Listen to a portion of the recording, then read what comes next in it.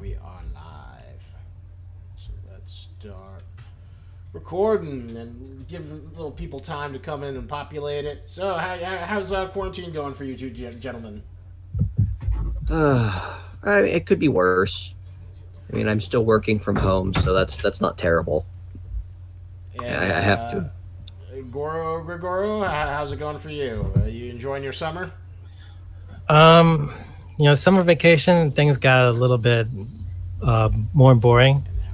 Got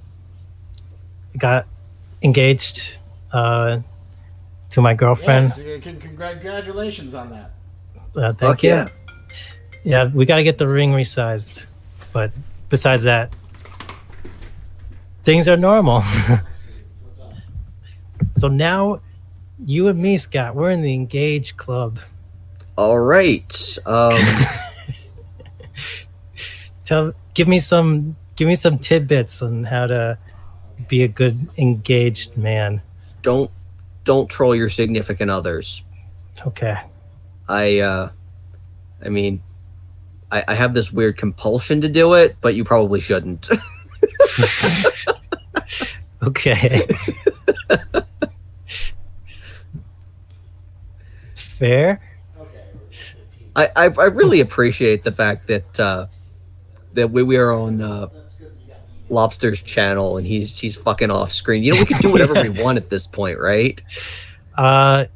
Yeah, we could. I mean, we could theoretically just pick the oldest, shittiest memes possible and just start spamming the channel with him. Yeah, that's very possible. We could do that. Like that one meme, the game. Oh, Jesus fucking Which Christ. People just lose. Fuck you. Hey, ladies and gentlemen, God. Everyone here is over the age of 30, and That's such a sorry. millennial thing to do now. The game. Oh, yeah. How's the D&D game with Tom? Yeah, we were actually doing a little side quest just a little bit before I started on here. So, what's the side quest? Oh, right, you were fucking around with a basilisk, right? Yeah, we went to the basilisk and we were doing me and one other character were doing a side session in a tavern. Huh. And we were actually playing a 3-dragon ante before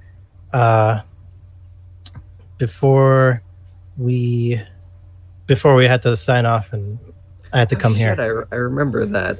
Wizards tried to fucking make that a thing and made decks and everything. Tom was actually wondering if you were interested in getting Tabletop Simulator and playing 3-dragon ante with us. Maybe. But what is the game? Is it just a card game, or? It's like it's some Tabletop Simulator is something you can download on Steam. 3-dragon ante. Oh, yeah, it's like a card game, but we would be playing it inside of Tabletop Simulator. God, that sounds like one of the nerdiest things I've ever done, and I fucking LARPed. Oh, thank you, Child of Goro, for that $3.99. I'm sure Lobster Magnet is going to give you the immense praise that you deserve once he gets back from his phone call. From whatever the fuck he's doing. I think he's killing his bird. Sorry about that. All right. So you guys ready to get going? Yeah. Yeah. We enthralled your audience by blathering about 3-dragon ante and somehow managed to con someone into giving you money. Yeah. Was that Tato, child father of Goro #2? That is Tato. Oh, thank you, Tato, for the very generous super chat. All right, so, let me just hit the record button, and then we can get started. For fuck's sake, we're not even recording. No, we're recording. We're recording. God we're live. damn it! I was genuinely hoping we apparently we did. We did manage to get that 5 minutes of dead air with you fucking with your chair fucking in the middle of everything. We were probably live streaming, but he wasn't recording video at the same time. Yeah, exactly. All right, so this is a day I've been very much looking forward to.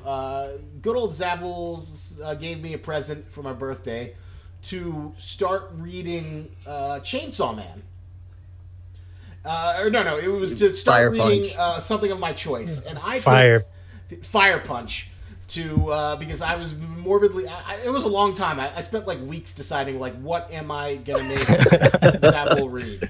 What am I? Yeah, I can. It was a very I can hard attest choice. to that. He was really conflicted about it. I'm like, look, we got fucking talks of layoffs and furloughs and shit at work. All right, what can I fucking give this man?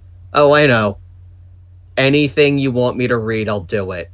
I don't care how angry or how frustrating this is. I will read anything you tell me to. And it took him like 3 weeks to decide whether or not he wanted Fire Punch or some dumb bullshit about fighting gods or one of the fucking Star Wars movies that I probably would have like slit my own wrists while watching or some bullshit. Did you also think about the witch manga, the witch one shot, to get him to read? Oh, remember Burn the Witch? bleach? Yeah, Burn the Witch. That wouldn't be as fun as like making you read. And then there was the manga about writing manga, but the twist was there was the guy.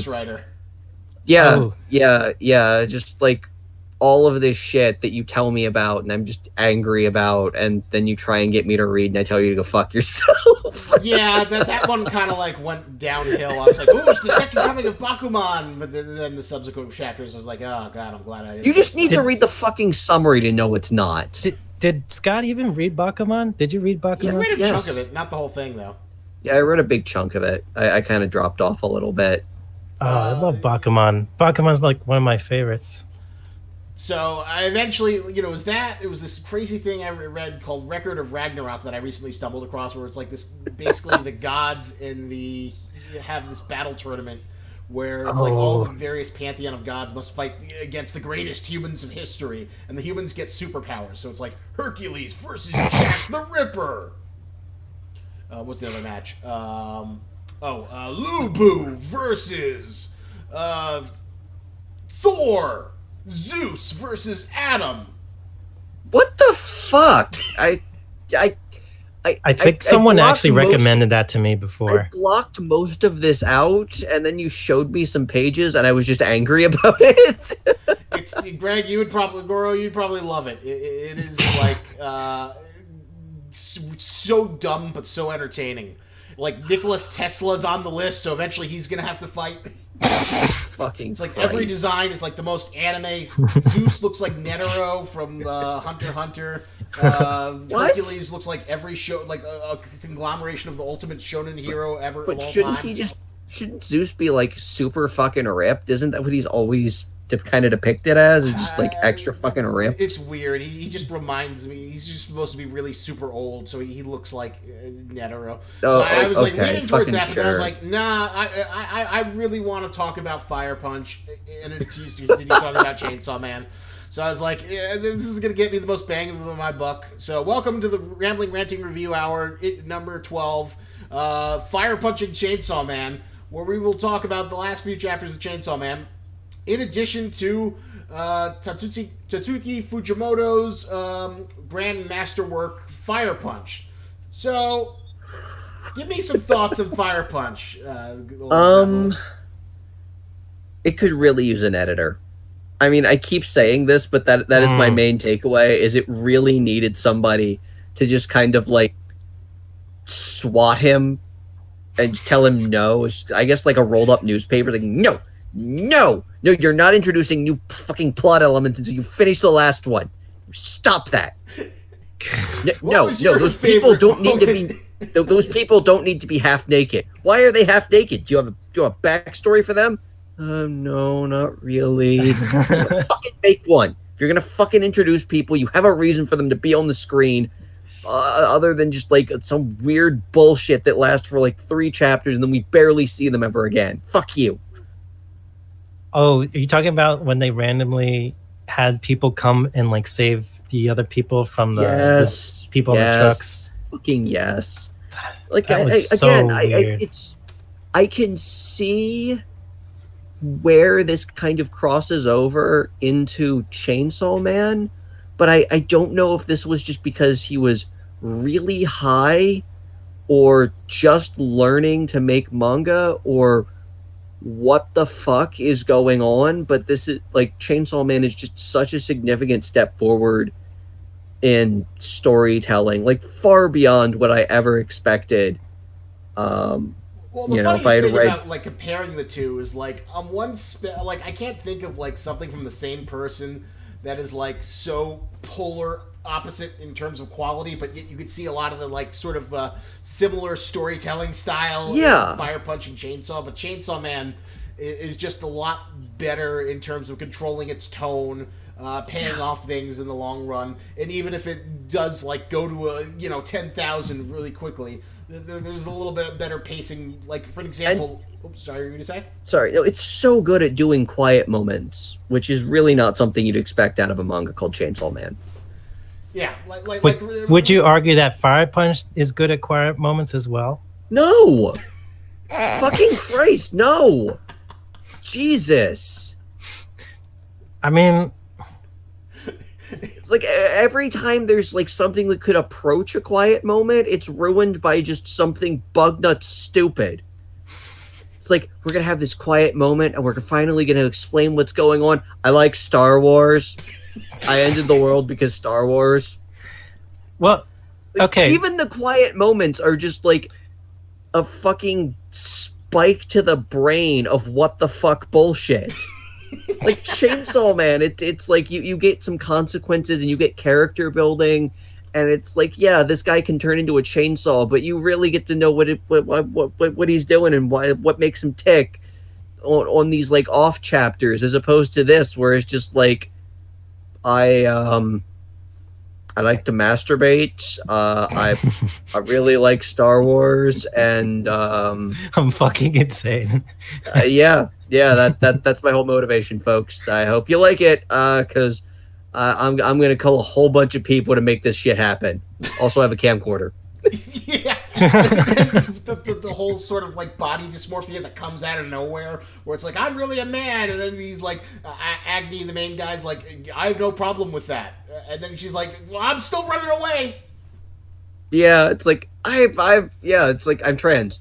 Okay, I mean, I'm an idiot. If I said anything to make you angry, I'm so sorry, because being on fire really limits my cognitive abilities, because man, is it hard to concentrate. But I like you, and if whatever your pronouns are, we're cool. Whatever you want to be called, and you're gone.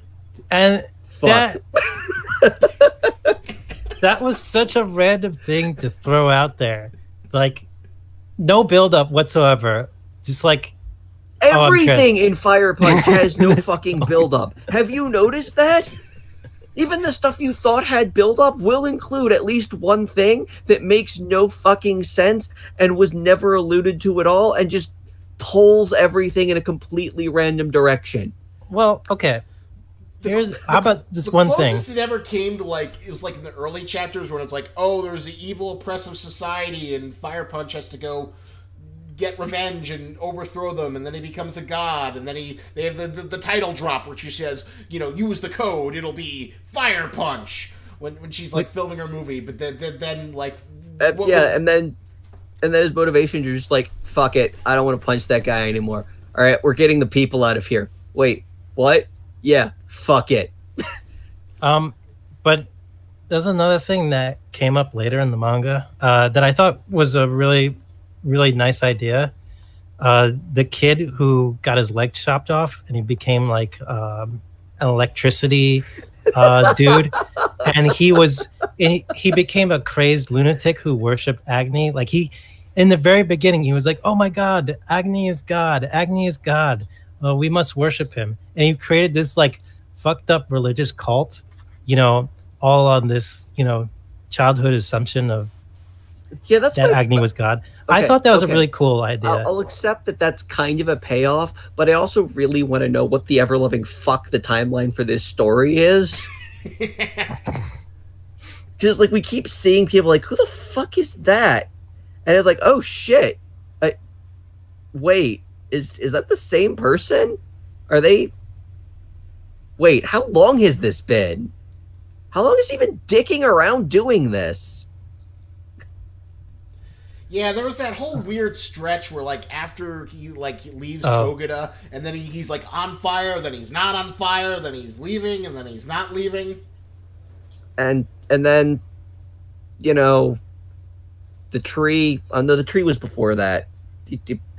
Fucking, it's like, oh yeah, by the way, I'm gonna turn you into a tree. What? It's happening now. Was there a point where you were actually really enjoying it? I mean, I Because there enjoyed was it for me. I enjoyed it the way I enjoyed Hausu. What's Hausu? It's a famous 1970s movie that's like an House. experimental horror Japanese film. Yeah, produced entirely by a dude who what was it, commercials or music videos? I can't remember I think which. it was music videos. But yeah, like entirely just did that shit. And you can really, really tell. It's like it's really obvious that this is the guy's main thing. Because I feel like any of this could have been a music video, but instead it's like 2 hours long and just strung together and completely out of its fucking mind. But it So has I that famous enjoyed it. scene, like the girl getting eaten by the piano. Yeah, that. Yeah, or just all this other shit. It's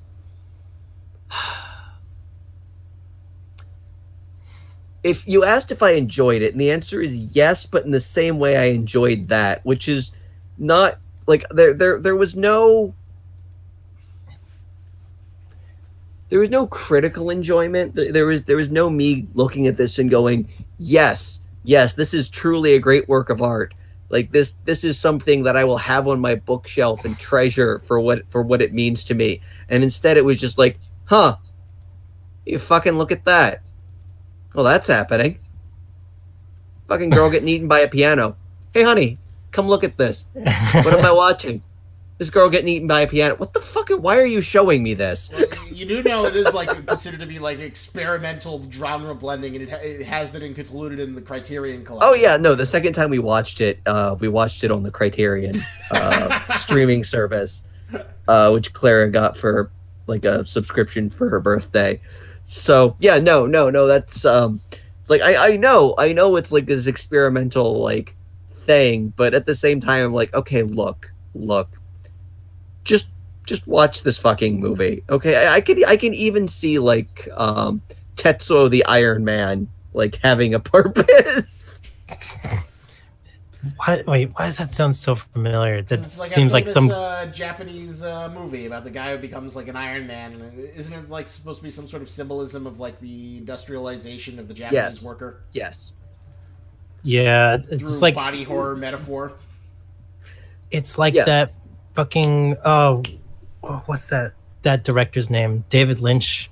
Yeah, It's like a David like Lynch. Japanese David Lynchian, David Cronenbergian, all that good stuff. Yeah, like I said, Yeah. I feel like I feel like there is potential that Fire Punch had. Oh, like there was a lot of good stuff, but it just kept getting interrupted by whatever the fuck was happening that week, and they just could not settle down and tell a story. Like I mean I feel like this is, or Chainsaw Man is just someone finally just kicked the shit out of him and went, okay, I need you to tell one coherent story, just one at a time. And I will be standing here and I will kick your ass every time you deviate. You could still see some semblance of. What was your favorite part of Fire Punch? Because you said that there was a part you were enjoying. Are you asking me? I was asking you, Goro, because you're the biggest Fire Punch defender right now. I am. think it is I still don't like it that much. But Wow. All right. The ending was terrible, but like, I thought you would have loved the Ava style ending. No, I dislike I that. actually kind of like the ending, although I don't think it was like a good ending for anything that proceeded forward from it. yeah.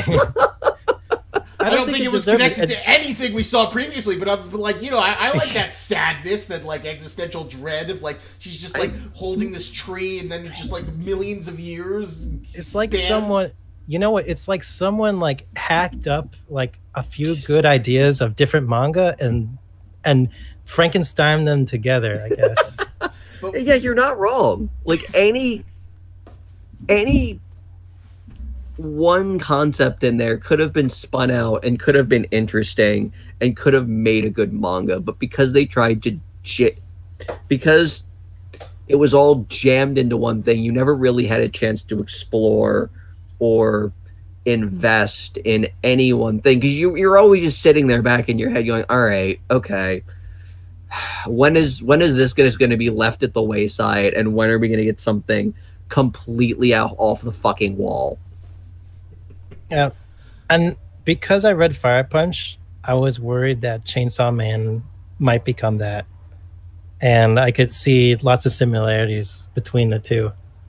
Well, that's the thing about like Fire Punch, is that like there's a lot of the same storytelling sensibilities, but Chainsaw Man is just a far more refined and just better character writing. So like on one hand, you could say that like on a surface level, let's take everyone's favorite Rez arc, the Bomb Girl arc. Yeah, love Rez It arc. starts off with this like cute little lovey-dovey slice of life thing, and then by the end, it's this nuclear battle against the apocalyptic xenomorph Bomb Girl that pours out into the streets. It feels completely unrelated, but each sort of like connecting detail kind of builds upon it. From the reveal that, oh, she's like this Russian sleeper agent.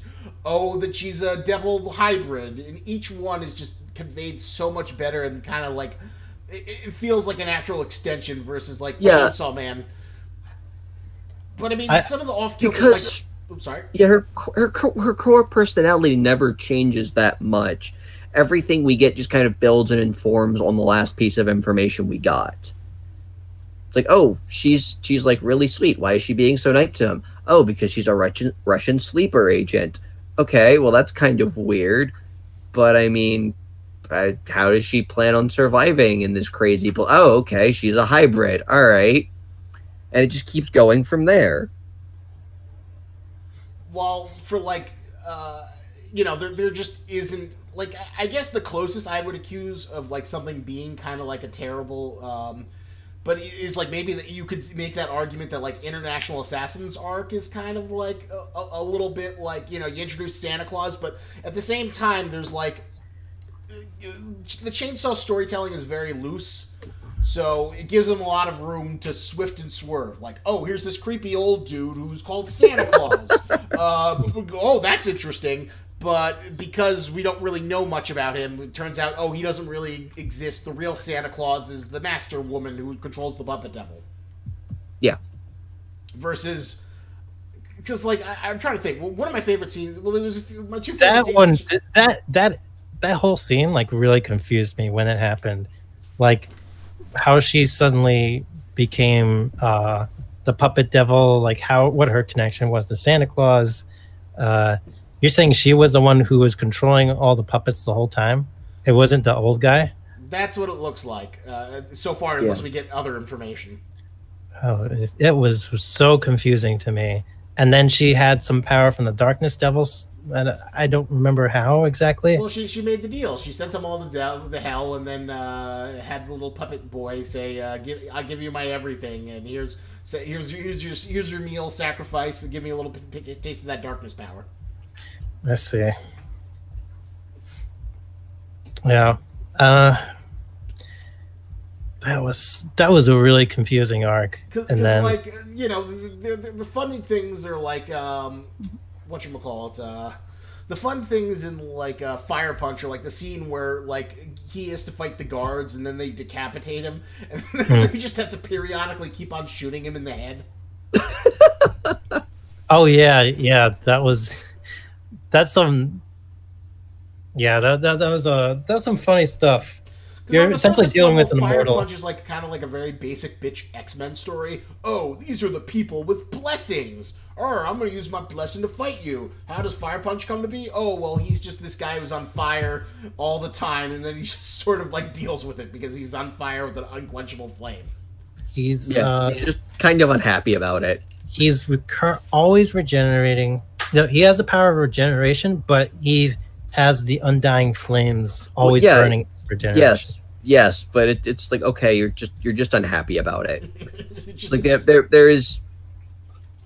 there is no greater there's nothing greater at work here. There's no compelling kind of narrative pull to this power other than it's like, wow, that must really suck.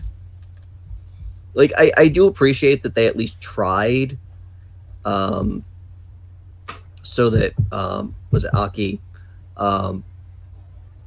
was like, yeah, I don't think very well. I don't think things through all the time because, you know, I'm fucking on fire. Like that kind of makes sense. Like, yeah, okay.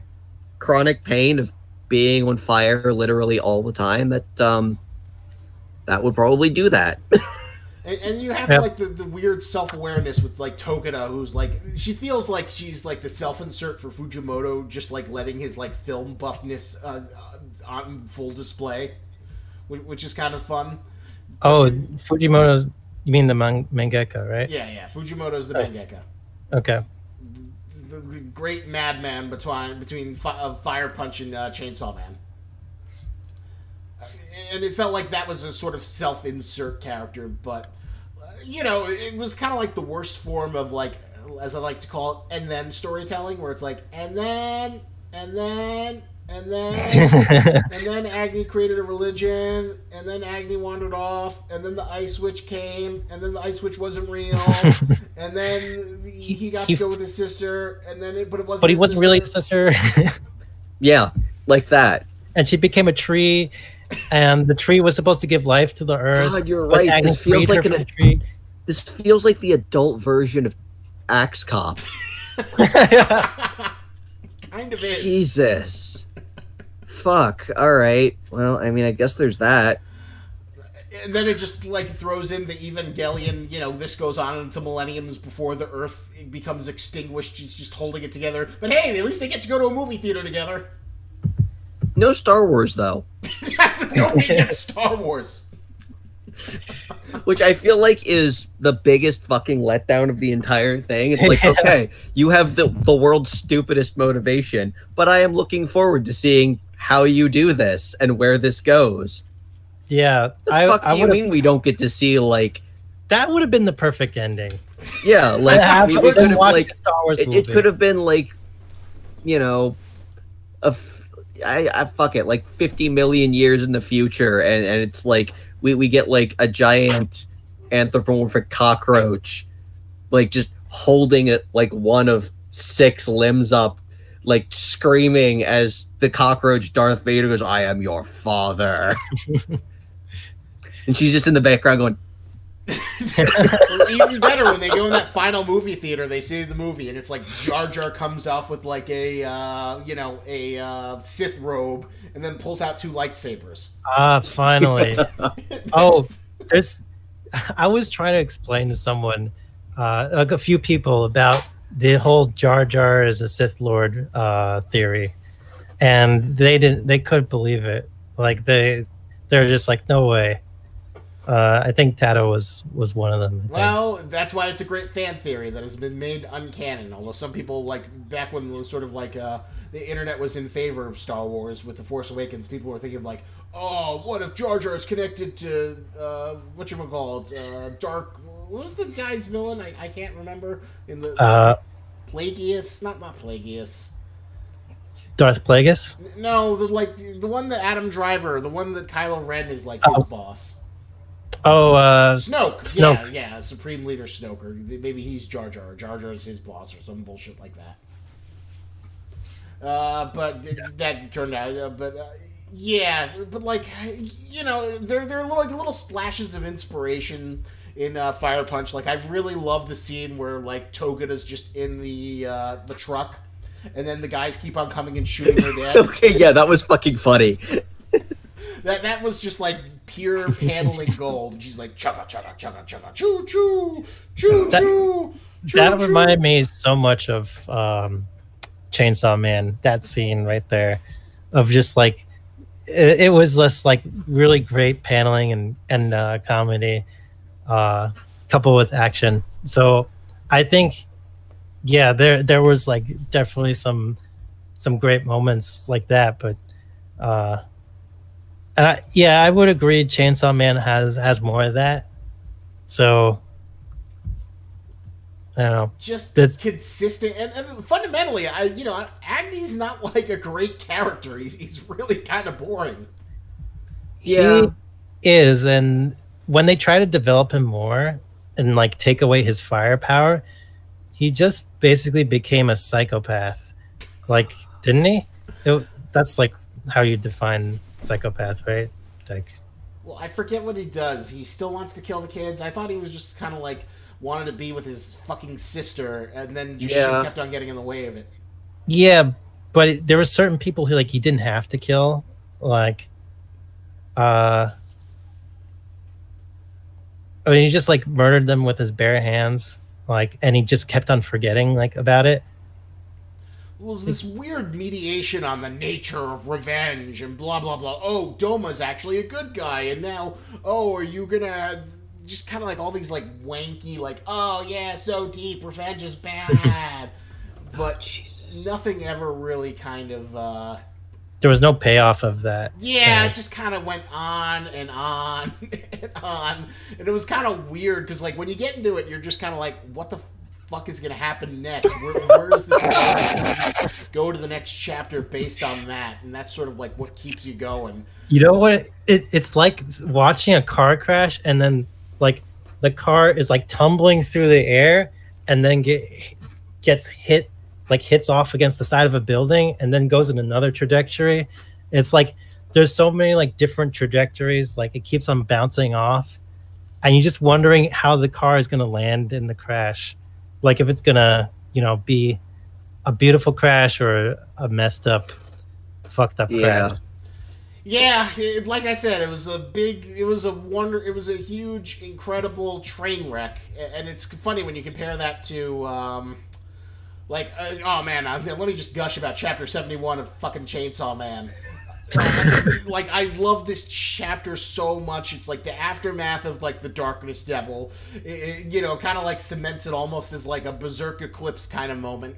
And then Power, that stupid happy-go-lucky girl is like completely riddled with PTSD. You learn that Beam is dead. The Violence Fiend is dead. Aki lost an arm and he ain't getting it back. The Angel lost his arm. Everyone is just beaten and bruised, and Power is like having these awful night terrors, and then Denji just has to like try and comfort her, and he has all these sort of like fan servicey erotic moments, but because she's just like so broken, it's like the Darkness Devil, he's in there, he's in my mouth, and he's just so emotionally drained by it that he's just like I can't see this as anything but erotic. And of course he gets the moment where like Makima offers him like, hey, do you want to go with me to a island? And then he's like, no, I can't. Yeah.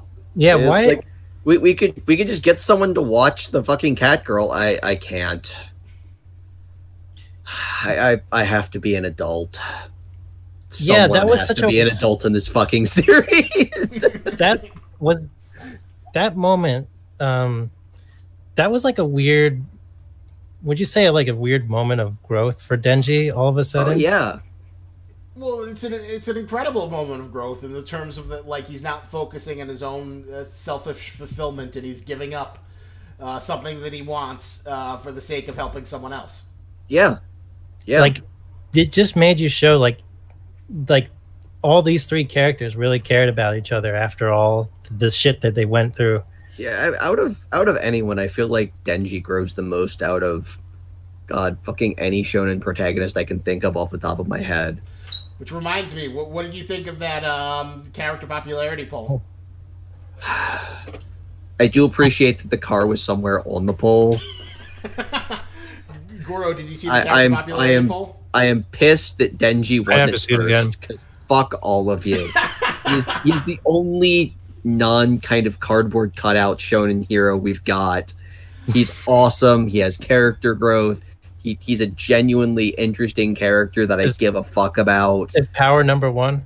Yeah. Yes. I mean, I like Okay. Power. Yep. Like, especially now that she's kind of got that, like, her like false bravado has just kind of been shattered a little bit. It's like that is kind of interesting to explore. Honestly, I think my favorite chapter so far has been 76. Oh, really?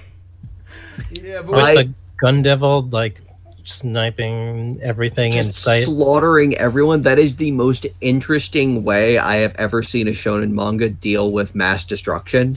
Because usually Yeah. it's just like the equivalent of like a Godzilla movie where it's just like, oh yeah, things are dead, people are running and screaming. There's fire and violence, and oh no, it's terrible. Whereas this is just like, okay, while this is happening, here is a somber reminder of everyone who died in less than a minute, and we're going to list them. Less than a second, right? I think it was less than a second. No, it wasn't less than a second, but it was less than a minute. Oh, Right in okay. a second, well, but yeah, it lists the very detailed chronology of the time. And who died, and just as a list, as we get like these scenes of horrible destruction, and just like, oh, this isn't cool. This isn't, this isn't like an oh shit moment. This isn't something that you're gonna like find in like a, if this ever gets made into like an anime, like a compilation of like badass Chainsaw Man moment. Like you just watch this, you just kind of feel terrible. The Yeah. entire time. It's like, oh, Jesus fucking Christ. Yeah. That That was is- a really That's nice a lot of touch dead to it. people. Jesus fucking Christ. And I think that was that was the best way I think I've ever seen anything like that handled before. And I fucking love the shit out of that. Yeah, I enjoyed that too. It was very creative, a really interesting way to pull off that. Which, again, in a manga called Chainsaw Man, you get this kind of like deep, reflective kind of quality to the violence and mass destruction. You'd think there'd just be like Helsing levels of gore, and it's like, oh man, everybody's dying. Fucking Gun Devil is badass. But no, in the manga called Chainsaw Man, we get a list of the dead. For every second of every like little thing, yeah, it does do a great job of like selling the apocalyptic horror of the Gun Devil, and then just listing the litany of its abilities. Everyone through the months of April, May, June, July, not August, gets shot through the heart. Yeah, It was a very inspired, great way to like, especially considering like, I'm still a huge fan of how the Darkness Devil was introduced. And it's sort of like, oh, we saw this thing that's like a primal fear. How are you going to top that? What are you going to do next? Well, not necessarily top it for creative carnage, but at least give a little bit more pathos to the carnage. Yeah. Because you're right. Like typically in the Avengers, when a city gets just destroyed, it's kind of still triumphant. Oh, the heroes are winning, even if like buildings are getting knocked down. Yeah. Like, oh no, the Vision needs help. Send in the swarm of mooks who are going to die that we have no emotional investment in. It's like that entire sequence would have changed dramatically, and if during that they had just like started like a running ticker of names. I think that's one of the unique things about the Gun Devil was it just felt like a crazy supernatural disaster you could not prevent. Like from how it was first introduced, it seemed like a bomb is like basically a bomb going off, and there was nothing we could do. Like just horrible tragedy and death. Well, it is But- kind of interesting when you compare it to like real life shootings where they just kind of come out of nowhere and it feels like there's nothing that could have been done, and you just sort of hear the aftermath of names. So Yeah. I kind of wonder if that was like his sort of inspiration. But then you also have the reveal of Makima going from like edgy waifu to Antichrist. Jesus fucking Christ. It's like I kind of assumed that she'd just be like this Machiavellian ends justify the means kind of person, but holy shit, that Don't you got mean dark. Makima Evelian? Fuck off.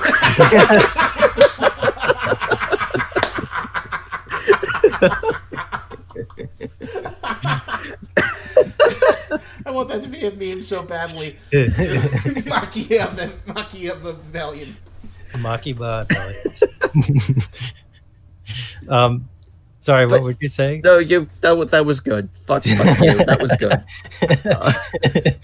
But yeah, no, it's like it's just like I kind of assumed you like ends justify the means, hard, lawful, neutral kind of person, where it's just like, yeah, this is the bad shit I have to do, but you know, somebody's got to do it to make sure shit like the Gun Devil doesn't happen. Then we just get treated to this. It was like, oh Jesus fucking Christ! Wow, that got dark fast.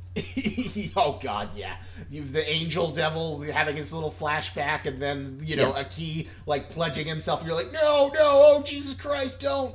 Well, it's interesting though when you compare it to like Chainsaw Man, to Fire Punch, where like. So the Makima reveal is slow and steady. She stays as like a edgy anti-hero, ends justify the means. Yeah, but you're still hints that she's sadistic, like in chapter 51 where she like kills Rez, but you're kind of like on board with it because it's like Rez killed a bunch of like public service agents, so it's kind of like the baddest bitch is gonna take down the second baddest bitch. Yeah, and that kind of felt like it's like, hey, don't fuck with my goons.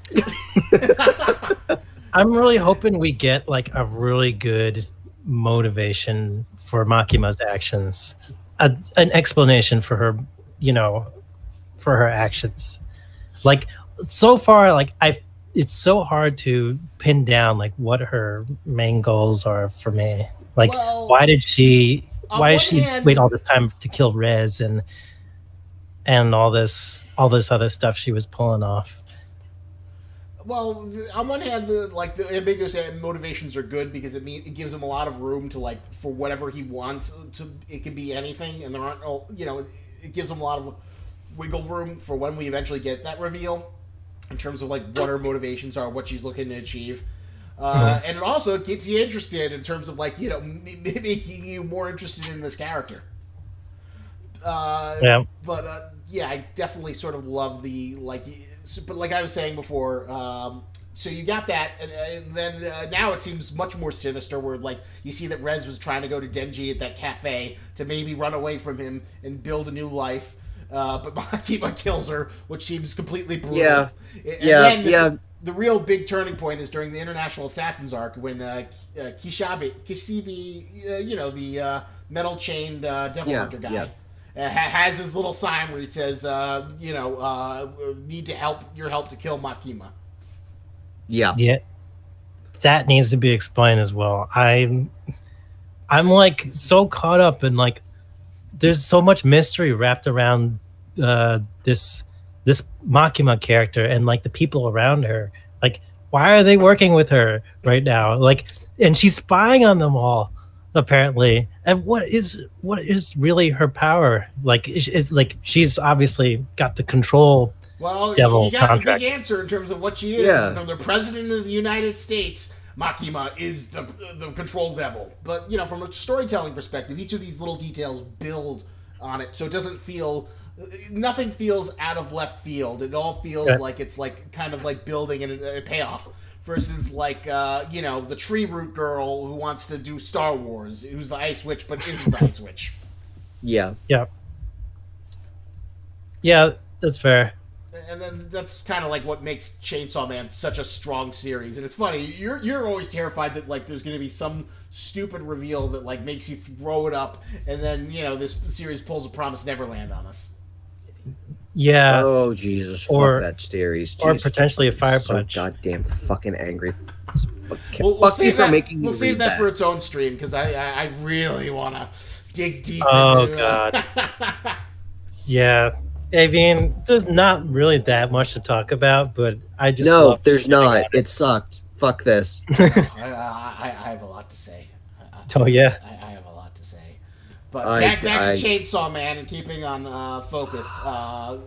Yeah, like the character writing's stronger, even though the things like seem crazy, like oh, Denji's riding on a shark and fighting a tornado. It's all built in character that makes it fun to read. And I was also furious that Denji was like number 5 when I think he's like one of the strongest shonen protagonists I've seen in a long time. yeah. I like Aki too. Like Aki's was one of my favorite characters. Oh god, he just gets the shit into the stick every step of the way. You can't even laugh at it. It's just like, oh, fucking god damn it. It's never gonna catch a fucking break. No, he's just like Sasuke, only if he got treated how Sasuke should have instead of like the king bitch of everything. Sasuke? Well, because he's like, you know, kind of like the cool, stoic revenge guy. I guess. At least the archetype, but... Like, Okay, fine. Yeah, he's got that archetype, but... Yeah. He's a little bit more different, but, yeah, life just keeps on shitting on him. So when you go to that, like, scene where he gets that small scene of joy, where he, like, kicks the nuts of the katana guy... You want to have a nut kicking contest? Yes. It feels so much more rewarding. And can I also say I also love that chapter where they go to visit his funeral and it's just him traveling with Denji in power. Yes. Yeah, that was a really good chapter. It's like this is why I keep saying some of my favorite chapters in Chainsaw Man are just the quiet things that happen. Where nobody's worried about what's going to blow up. It's just exploring these characters and how fucking weird they get. It's like, you know, normally I go up here and I mope and I'm sad because everybody's dead. Thanks to you two fucking idiots. I wasn't able to do that the entire time. You're welcome. Yeah, thank you. Fuck sleep. And then there's the great, we made you some food, and then he, yeah, we all puked. That's great. I fucking loved that. That was one of my favorite, most recent chapters, actually.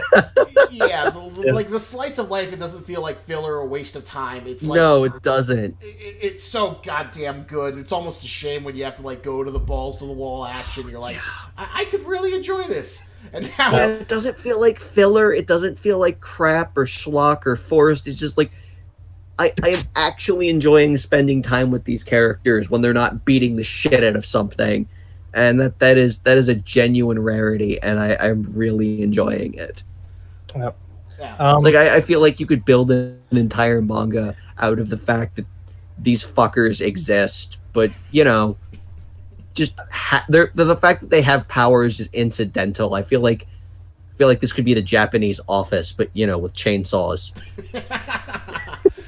You ever feel like when Aki was revealing that he wanted to not pursue the gun devil anymore? Oh, like that was great. That like he had this sense of owner, like just sympathy for like these two people who he's come to take care of. I feel. But at that moment, did you feel like he was going to die when he said that? Oh fuck yes. Absolutely. I got that feeling. As soon as he, because Aki's entire thing is he had nothing to live for. Right. And as soon as they introduced the fact, like, hey, I don't want to chase the gun devil anymore. Why? I don't want these poor fuckers to die. You actually like them? Shut up. You're going to die. Because there's this whole thing, this whole philosophy, like the older devil hunter guy was talking about. Like, the more batshit crazy you are, the more likely you're going to survive being a devil hunter. And Aki actually doing the same thing and saying, I want to quit from hunting the gun devil. I feel like that was the nail in the coffin for him. Like, oh, that is an interesting callback. Yeah, I mean, the saner you act, I guess the more fucked up you get. I mean, Aki is the quintessential straight man, so holy shit, yeah, he's He just gets the shit beaten out of him on a regular basis and just keeps losing body parts. Yeah. As opposed to, well, I mean, I guess it's not fair to compare them to the hybrid devils. Because, I mean, Denji just dies all the fucking time.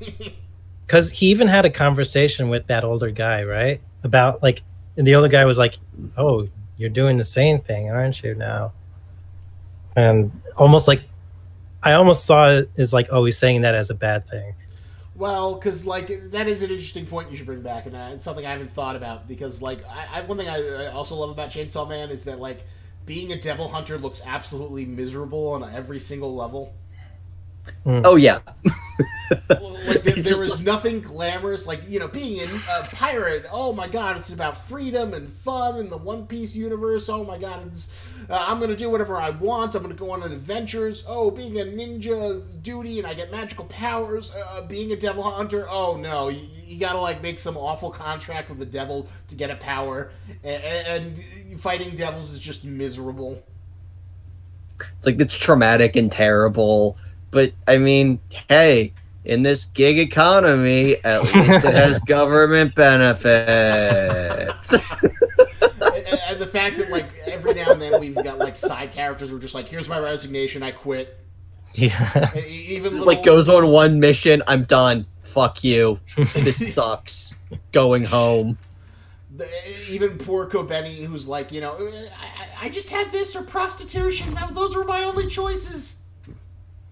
Jesus. And then she quit as well. You know what? That's what happened to her? I forgot. Yeah, that was another thing they talked about, like when Naki says Kobeni resigned. It's like either this or prostitution. It's like, well, sex work is better than this. God, I feel like at least half this series is going to be Denji waking up to the fact that, you know, just having a hot meal and somewhere to take a shit with a fucking door on it is not worth whatever the fuck is happening to him on a regular basis. Well, I think we're gonna get that big transformation in this chapter. Now, just seconds before the stream, you both got to read chapter 77 of Chainsaw Man. What did you guys think? Should we? There might be. I don't know if everybody's read it yet, so maybe it's spoilers. There's one gentleman who said in the chat, "Are you going to talk about chapter 77?" Oh, yeah. Okay, so at least one other person has read it, but yeah, there's a pretty big reveal that happens. So spoiler alert. Basically, Aki is revealed to be possessed by the gun devil. He's been transformed into the gun fiend. Okay, yes, the gun fiend. And after Denji like opens the door, it's basically Aki with, you know, mutated gun parts on his body. He's become Tetsuo the Bullet Man. Yes. Yes, basically. And now I'm a little disappointed that just wasn't a long running gag that we learned that Denji's straight man partner is Tetsuo. I don't know, it's all leading up to that. Yeah, that would be pretty. But well, I think it's like this whole moment is played for like maximum dramatic impact. Yeah, and especially that the three of them are kind of like fighting against Aki, or both Power and Denji are fighting against Aki at this moment. Especially after the previous few chapters, it's just you know, it's just pretty heart-wrenching kind of moment. Like it must be really must feel bad. Oh, well, Zavel's big criticism is like, why did he knock on the door? Yes, that's my big fucking criticism. It's like we got this big build-up. It's like, don't answer the door, and I'm like, okay, cool. Did like Makima send like goons to pick Denji up or something because she needs him too for this bullshit? Is like something crazy about to happen? Does the gun devil have goons? What is happening? The fuck do you mean it's just Aki? I mean, yeah, we know he's dead, but Why is he knocking on the door? It's the gun devil. He should just blow the fucking apartment up. He had no problem just mowing his way through literally like hundreds, maybe thousands of people in the intervening like minute since this phone call. The fuck is this like polite knocking on the door of your own fucking apartment? Fuck you. I think that's like a very minor detail to get hung up on, because I thought it's an important detail in a series that is like at least half about character development and like what the inner process of these characters are, and like the fact that this is a shonen series that deals genuinely with like at least a little bit with post-traumatic stress disorder and all this other shit. It's like, okay, I feel like I have at least a little bit of justification for like, the fuck are you knocking on the door instead of blowing the entire damn department up? Because then you get that great scene, that great reveal of him becoming the gun feed and Denji being in disbelief, and he's like, hey, how's it going? I know why. I think I know why he knocked on the door, and it was to mirror the whole psychological door within Denji's mind. Well, yeah, but if you're gonna do something like that, I mean, you need both a meta reason to do it and a not meta reason to do it. Otherwise, you're just wanking yourself. Like what?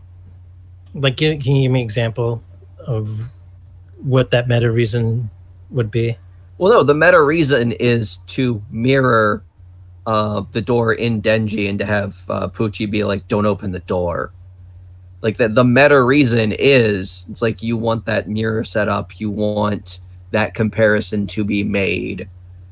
I thought it was being made. Like in the previous chapter, it showed the door in Denji's mind, right? Yes. But my point is, it's like, okay, so there's your meta reason. You want that comparison, you want that setup, you want that moment of tension. But it's like if that's what you're going for, you need a good solid reason why that's also happening in universe. I see. Otherwise you're just jerking yourself off. I disagree. I thought it was perfectly paced, and I love like Denji's slow, horrible realization that he's being put on the path to like what the future devil predicted, that he's gonna kill Power and Aki, and it's gonna be horrible and brutal. And yeah, and I thought Makima was going to try and prevent that future for Aki. That's why Aki went to Makima, right? About this future. I don't think she fucking cared. I think she just wanted to get control of him because it's another power and another pawn she can use for whatever her end game is. I see.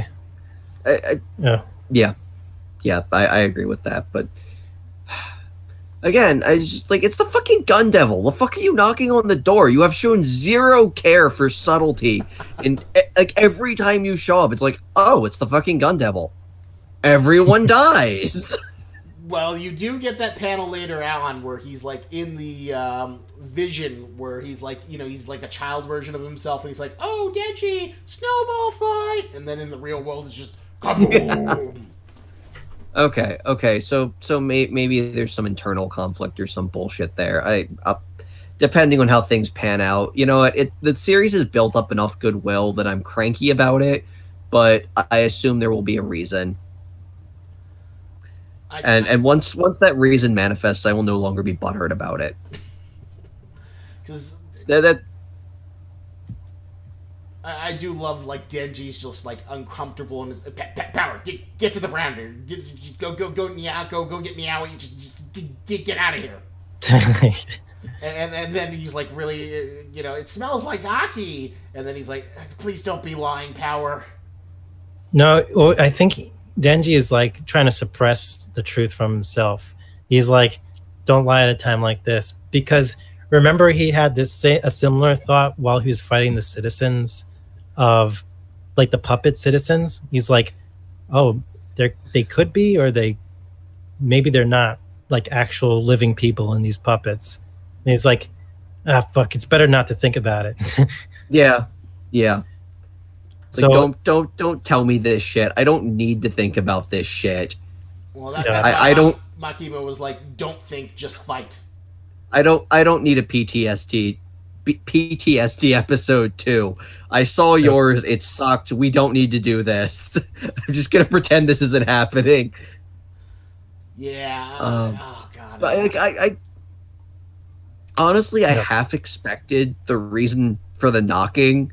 Like Makima would be on the phone. It's like, okay, I need you to kill. I need you to kill the fucking gun fiend. You know, she showed up. Like I honestly half expected, like the door to open and Aki to be there, like, I need you to get me away from this crazy bitch. He's like, as the gun devil is just like, I need you to hide me now, please. That would be like an interesting experiment, but Which is why I thought he was knocking. Which is why I was like so How- kind of upset and disappointed How do you when it Aki, turned out that they were just gonna like knock down, drag out, fight. I just thought he'd open the door and he'd just be like, "Don't say anything. oh Don't do anything." I think she has your apartment. oh Scott, you're Have to lagging out a Get bit. inside, close the fucking door. oh, you're lagging out a little bit. Yeah, you sort of like started Yeah. to do an internet hiccup. So go on yeah. though. What were you saying about the apartment? It's just like close the door. No one saw me come in. Just pack your shit. We're leaving now. It's like she is completely insane. I need you to hide me. How would you have gotten away from Maki after being sort of chained up to her will? Well, and killed according to the Duff. That was another detail I love, where his like Yeah, name was on the list of statistics. That is actually a really interesting question too. Is she trying to possess his corpse, or has the gun devil possessed his corpse and is now doing all this shit? Or because honestly, what I thought when I saw Aki's name on the list was like, okay, so does she get to basically puppet your corpse around as long as you have a contract with her? Hmm. Because, like, does she have to actually keep everybody whose powers she uses alive in order to use them? Or can she just say, fuck it, I don't care if you're dead, you still have a contract with me? Because that's kind of where I was going. Mhm. And it would be interesting to see if that's kind of where it panned out, that she was doing all of this to sort of drive the gun devil into a corner where he would have to possess someone and then basically like just gets control of him that way, and is now trying to do the same thing with Denji. Well, if you remember how she used the prisoners who were like all blindfolded and stuff, I think she sacrificed each of those prisoners. I'm not sure how that's connected to this power that we saw, how she was using it against the gun devil, but I imagine there must be a connection between that instance and the gun devil encounter. So from what I saw, she was able to sacrifice those prisoners in order to snipe people across the globe. Maybe that was a contract with a different devil. Well, it's hard to say because do- well, now we know that like if she really wants to, she can basically use multiple devil powers. So she, Yeah. through her command devil, she becomes Frollo Lucifer of the Chainsaw Man universe.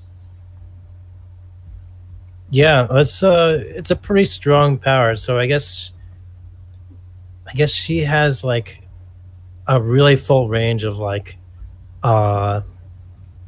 she just has like so many different powers to use and abuse. So it could literally be. I mean, I do also love that panel where like the gun devil's just standing there, and then there's like that weird flesh halo, and then you just see this combination of like the snake devil and the punishment devils and all the other devils just coming down. Ah! Yeah, that was an amazing image. Just like Yes. I'm gonna combine all the powers. I also love how like Denji's trying to like keep an upbeat attitude, where it's like, hey, it looks like at least the gun at least saved me some bus fare. Yes. I'm also kind of because like typically like in shonen when there's like an evil prophecy, it's always like some dumb red herring. But now it seems like it's living up to the hype in terms of the Future Devil's like a terrible prophecy that like Aki is gonna die the worst death as he becomes this fiend and is forced to fight Denji in power. And I assume that Denji's somehow going to kill him and kill Power, potentially kill Power in the aftermath, and that's how he gets this Kyuubi unleashing of the ultimate Chainsaw Man. Yeah. So Yeah. it must be happening in this, like in this story arc, right this moment. This is the future that the future devil foretold. Because usually it's like really easy to get out of, but now it's just little by little, all the pieces are coming together, and it feels like it's going to be this emotionally crushing moment where Denji's like immortally harmed. Where like he had this great relationship with Aki and Power was the #1 rated character, and now Fujimoto, it looks like he's not going to come up with a way to like get them out of it. It looks like he's going to pull the trigger. Yeah. Oh man, Which I respect him to no end for. Like, do you think there'll be some way? It doesn't feel like the story's setting up from some convenient way for him to save a key. Definitely not a key, but maybe Power. This is a possibility. I think it feels like they're both gonna go. Yeah. I mean, Power is really tough to kill, along with Denji. She's not as tough as like the hybrids. I mean, you know, if good old Shark Boy can get sliced up, I think. You know, she's not completely immune. Yeah, you just gotta run her out of blood, I think. Yeah, pretty much. That's all you need to do, and then she's kind of like fucked. Yeah, I guess so.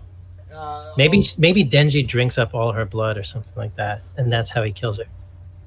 Well, that was also an interesting point. That like Denji's like completely out of blood, and then she like offers him up everything, and then he's forced to kill her. Yeah. So maybe Power. I have a prediction. Power is going to sacrifice herself, so Denji gets the blood that he needs to finish the fight against Gun Devil or Gun Fiend Aki. Yeah, I could see that. And here's another interesting question that I've been sort of mulling over. Do you think the series is coming close to an end, or what would you see as like the end point of Chainsaw Man? This feels like a midpoint to me. He's going to have to stop the Gun Fiend, and then he's going to have to deal with Makima, which I feel like is going to be its own multi-arc clusterfuck. Yeah, it feels like this is like destroying the current status quo we've known, and then maybe he joins like some sort of underground resistance movement with like Kishibe and maybe a few other like public service devil hunters, the president of the United States, and then it just becomes like a war against Makima. Yeah. And then maybe that's like the sort of second half of the series.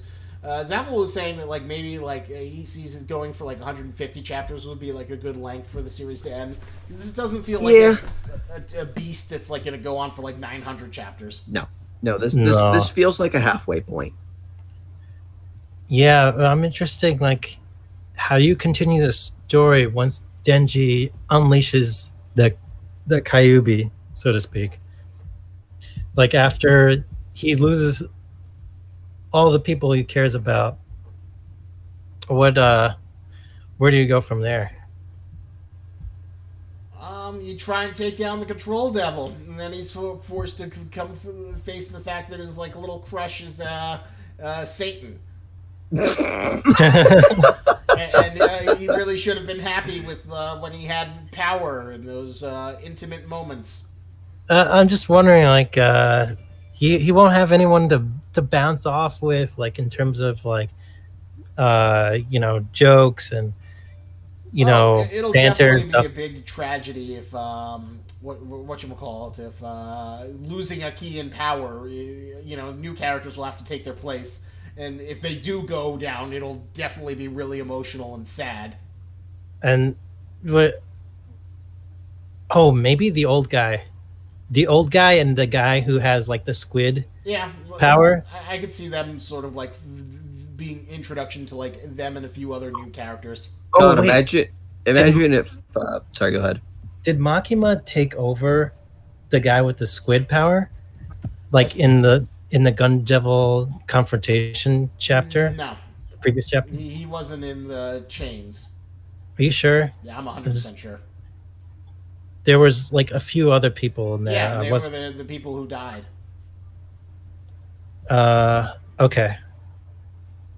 Yeah, and Angel was included with that. It was Angel. It's funny though. We still have the poor Spider Devil who's done next to nothing, who's Yeah. just kind of sitting there. But I mean, considering how much decent character work has been done with so many of the side characters, I don't mind having like one who's just kind of like there in the background, hasn't done shit with. Although who knows, maybe he'll pull a miracle and Spider Girl will become the best character in the entire series. I doubt it though, just because the bar's been so high. God, Is- imagine if this is the turning point where this series just basically becomes the shonen berserk. Yeah, this could be very well something in similar lines to Berserk. I mean, it's a little. I'll admit, Berserk was way worse than this moment right here. Yeah, no This moment. shit. I don't know. I still really love the Darkness Devil. He killed a lot of likable characters. The poor violence guy just wanted to share I love and peace and ice cream. Yeah. And then you have the reveal that he's like this RI guy from the very early arcs with the Eternity Devil when he takes off his mask. Wait. What? Go type in RI Violence Fiend into Google image search. Right. He's a very minor character, but he was there in like when we were back in like building the team, going on a mission. Yeah. Right. I remember him. He had the plague mask and everything. Were you saying he was once he took off his mask? What? Yeah, they show his face, and his face was like of a previous public service member who died during like the Katana Man arc. Huh. What? Yeah.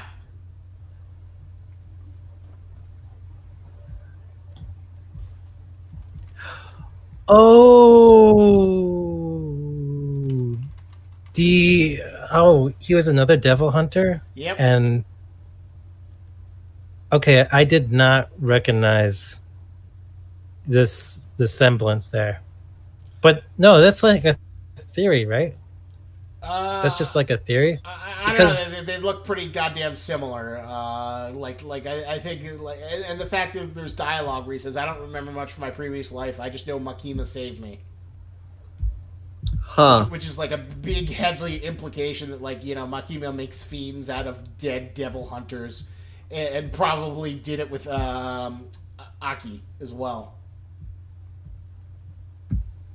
That makes sense. That makes sense. I could sort of. Oh, and then him and Kobeni bonding like has that much more significance. Yeah, because he dies two times saving her. Yeah. Oh wow.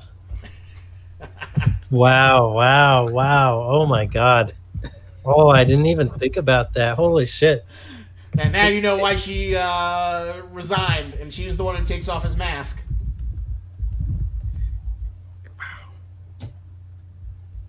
Okay, that would be. I totally went by me because. Well, I'll be honest. Good old Tano says that's the trademark Goro moment.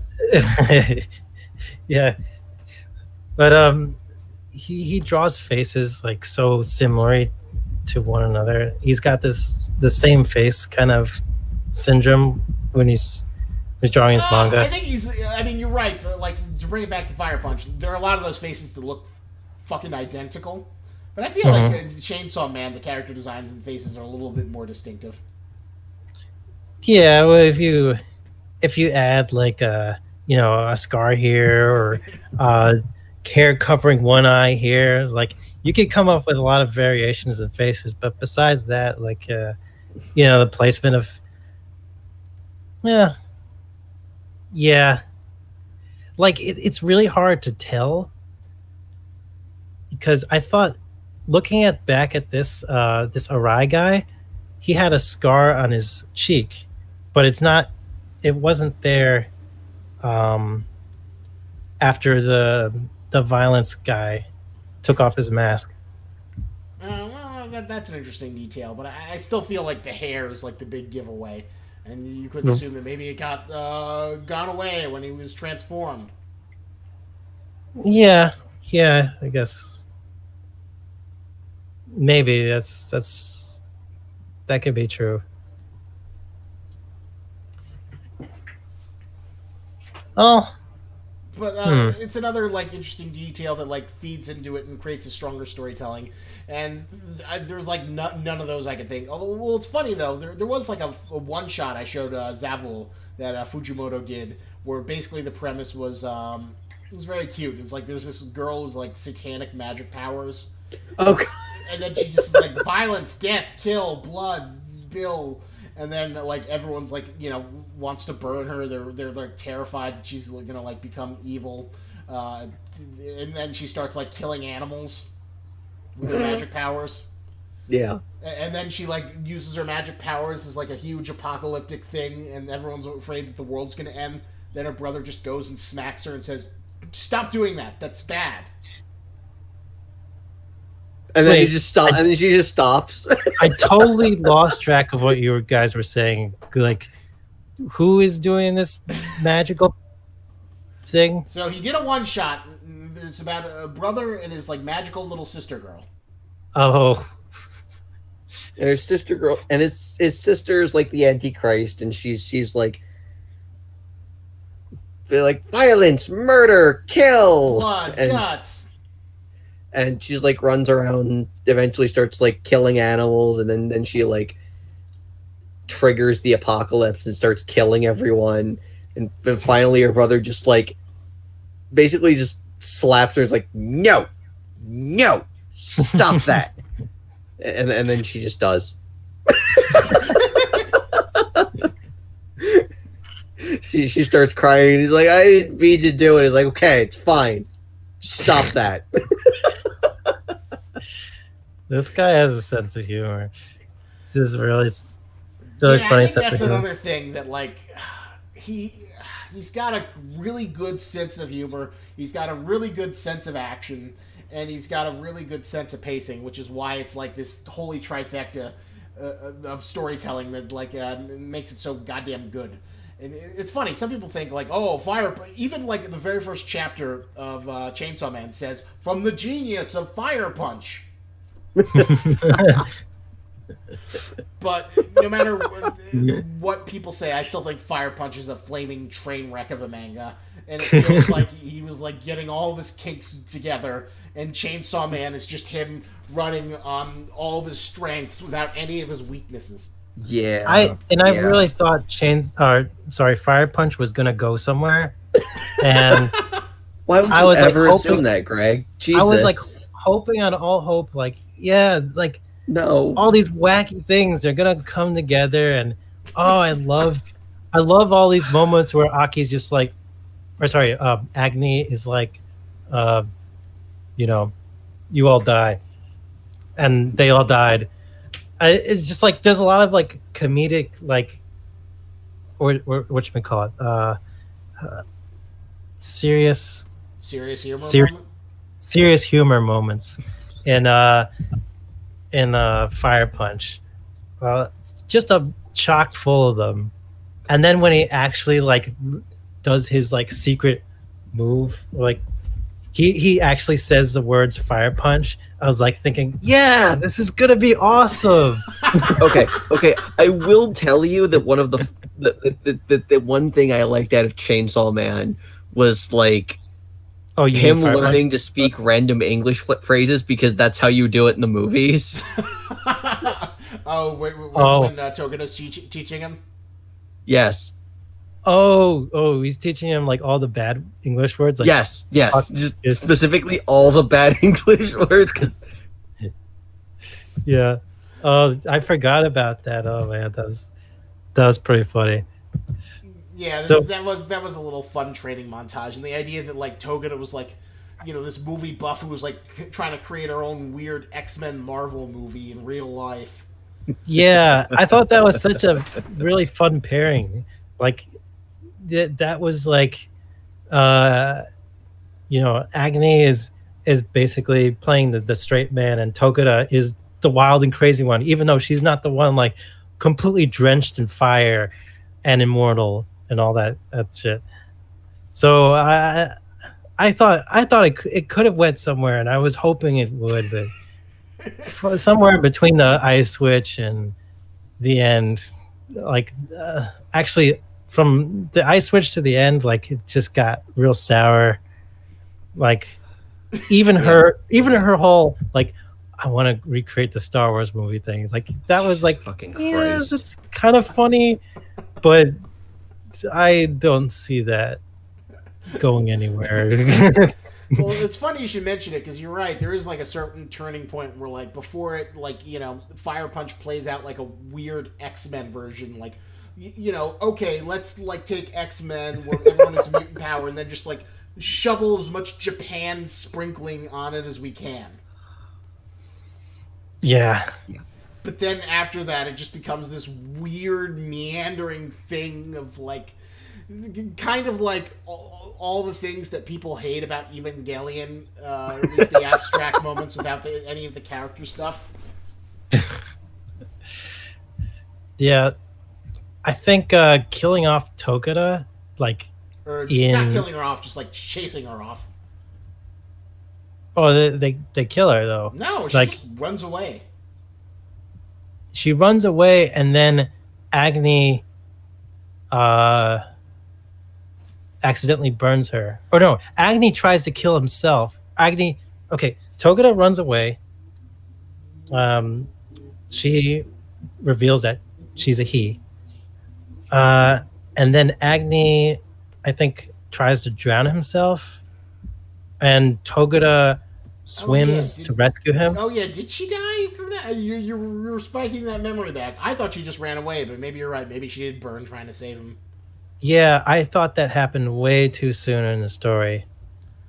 And I wish Togeda kind of lasted towards the very end. Well, she was like the closest thing to like a decent character in the series. I mean, she was fun for her run for it, although I'm not quite sure why he felt like he had to get rid of her.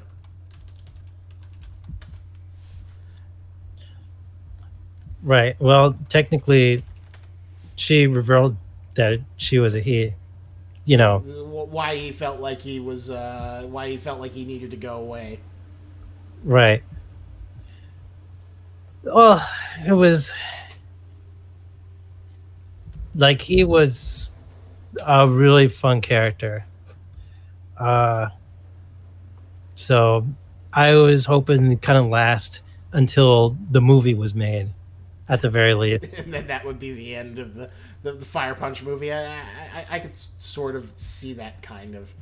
Like at least finish the Fire Punch movie. I mean, come on, you're following Fire Punch around, like filming every movie makes. Like, come on, let that be like a moment that you revel in, and just show off to the whole Fire Punch universe. And then, fuck yeah, and then maybe Togeda dies accidentally by Agni. And that would be your fantasy for like a slightly improved version of Fire Punch. Yes. Yeah, I can accept that. That makes it seem a little bit more reasonable. Like it's like this sort of like weird meta thing. Like we live in X-Men universe. What if you tried to make a Marvel movie in real life in an X-Men universe? Although it was funny though, I never really understood the point of the whole snowpocalypse. It never really seemed like it added much, other than the fact that I guess people were desperate. It was the ice switch was behind it and everything. So Shut the ice switch up. set the Ice Witch set up the snowpocalypse, and the ultimate goal was to defeat the Ice Witch. Yeah, right? but then the Ice Witch wasn't real, but then it wasn't real, but then it was real, but then it wasn't real. And then that she was that a was starting to tree. get dumb. Then she turned into a tree. Then all that stuff was starting to get dumb. It's like that's when things were starting to get real dumb. Yeah. It is funny when you. There was also like another one shot that Fujimoto did that you probably guys would get a kick out of, although it's a bit more grounded. But basically, the premise is that like there's this girl in high school, and then her younger sister does a drawing of her nude, but it wins like the high school art award. So she has this incredible awkward experience of like being in high school where there's like this nude painting of her hung up. Yeah, she's not a professional. Wait, she wasn't like a. Sorry, I lost track of the first part of the story. How was she? Who is this person? So basically, there's no powers, there's no supernatural stuff in this one. It's kind of like a slice of life one shot about two sisters. Okay. And one the younger sister draws a picture of the older sister nude. Mm-hmm. But Okay. Because it's such a great picture, it gets hung up in the high school because it wins the art contest. Oh, I see. And it's like becomes like a high school drama kind of thing. Yeah, exactly. Or like high school. Basically the whole thing is like about the awkward relationship between the two sisters, and how the younger one respects the older one, and then just the embarrassment of having a nude picture hanging up. And then there's this one great panel where they have the whole family who's like super proud of it, and they're all like getting a picture in front of it. while the older sister's just like looking really uncomfortable. That sounds really funny, actually. I think he'd be really good making a comedy manga. Well, he's got really great comic sense and really great comic timing. Which is why, like, you know, the comedy moments in Chainsaw Man work so well. But Yeah. you know, it's a great it's a great tightrope walk, moving from the sort of more serious moments to the kind of like absurdist comedy, as well as like the heartbreaking dramatic moments. Because you definitely got a sense of like, you know, foreboding inevitable tragedy once you see the minute a key opens up that door, and then that final panel where like, you know, Denji's trying to protect Power and the cat. I don't think that cat's gonna make it out of it. Jesus, no. What if the cat is the only one who makes it out of it? I don't see that happening. Come on, mascot characters always live. I don't see that happening. Yeah. I don't. Can't break that shonen rule. I don't know. Maybe I can see the cat running away and Power getting really upset about it. Honestly, I just see Aki does some sort of like, you know, artillery attack, and then you just see a panel and the cat's like just splayed, cut in half, and then you just see Power's destroyed face. I don't know. It's a cat, man. Cats are awesome. Also, I have to say that cat is way more chill than any other animal I have ever seen. Like, look at that last panel. That cat just is perfectly calm. My cat would have been like freaking the fuck out, clawing my face off, all that good shit. At least his tail isn't even puffed up. What the fuck? Well, I don't know. Your Coco cat's kind of chill. Kind of reminds me of your Coco. Maybe not in a situation like this. Coco would probably be clawing all over Power right now. Yeah, I do not see that cat making it out of alive. This just seems like it's boating for, you know, first it felt like, you know, oh, it's just this contrived thing. You know, I hate prophecies in manga. It's if they stupid. really care about this being a shonen manga, they have to follow the shonen trope, I believe, of sparing the mascot character, the little mascot. But that they don't have like a real mascot character. Like it's like they have this cat and the cat barely shows up or does anything cute. It's just kind of a cat. Yeah, or mascot or pet character. Yeah, I but mean- like, it's just like a regular cat. Like the closest thing we ever gotten to a mascot was Puchita, and he's been gone. Oh, he's fucking, he's gone. You could say that he lives within Denji right now. Fucking goddamn it, Greg. but at the same time, like Puchita's actually like a pretty good mascot. Like Puchita was. That's like, true. I can see myself with a plush or a keychain of Puchita. Can you imagine that? Like, you pull a little chain and then his like little thing goes. Zzz. It would be really great, I think, if they, every now and then reintroduce like the image of Puchita, and Puchita's kind of like Denji's like mental master, like mentor character. I don't know if that would. I don't know. I don't feel like that would add to the series. I mean, the entire point is like, I was still really impressed. They just fucking killed the cute, adorable mascot almost immediately. Yeah, that does take a lot of balls to like introduce a pretty good mascot in the pilot chapter, get rid of him entirely, and never have him appear again. Yeah. I think there's just so much potential to reuse that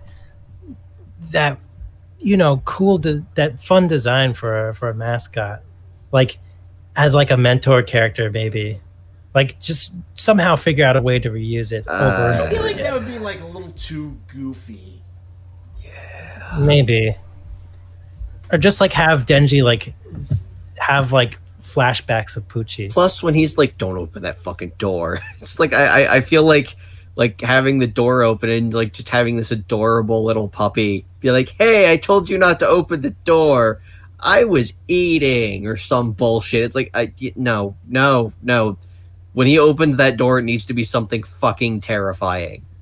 Yeah, and it's interesting that like I can't wait to see like the full design, especially since the Chainsaw Man has been hyped up as like the devil all other devils fear, and the pimp daddy devil of hell that kills other devils, the doom slayer of hell. And I hope that there's like a really fun explanation of how the devil that kills all devils turned into Puchita. I am curious, but yeah, it feels like it would just like be a little bit of a betrayal of the Chainsaw Man method to like just have this mascot character talking and like, "Oh, Denji, you should watch out." Blah, blah, blah, blah, blah. No. Yeah. No.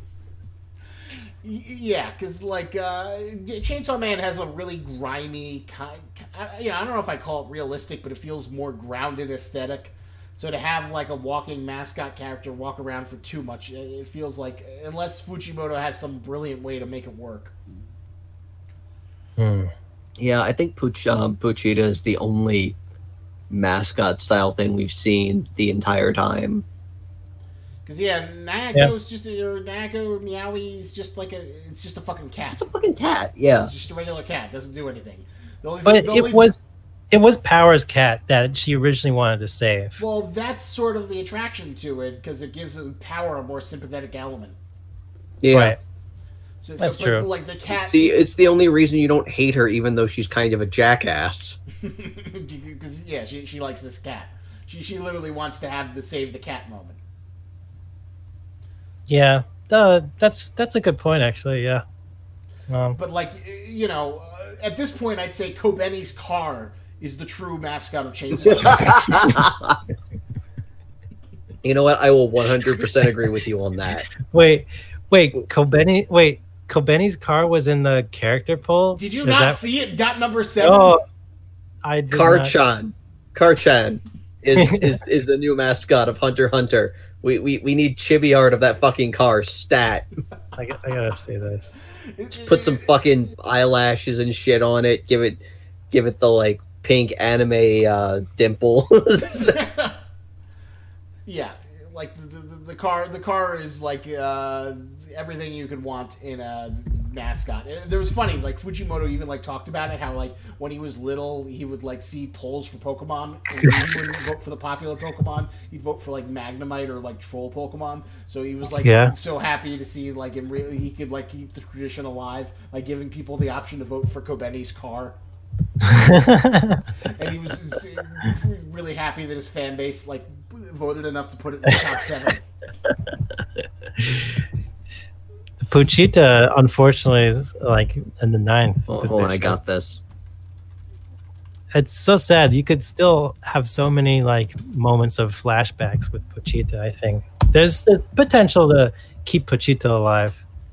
What's this? What did you send me here? Nice. Well, let me see if I can play it for everyone without disrupting the overlay. It's not a play. It's just a picture. It's a picture.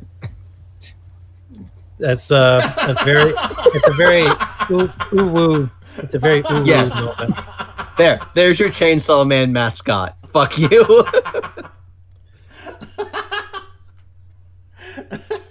Oh, I'm sorry. I didn't mean to hit that guy.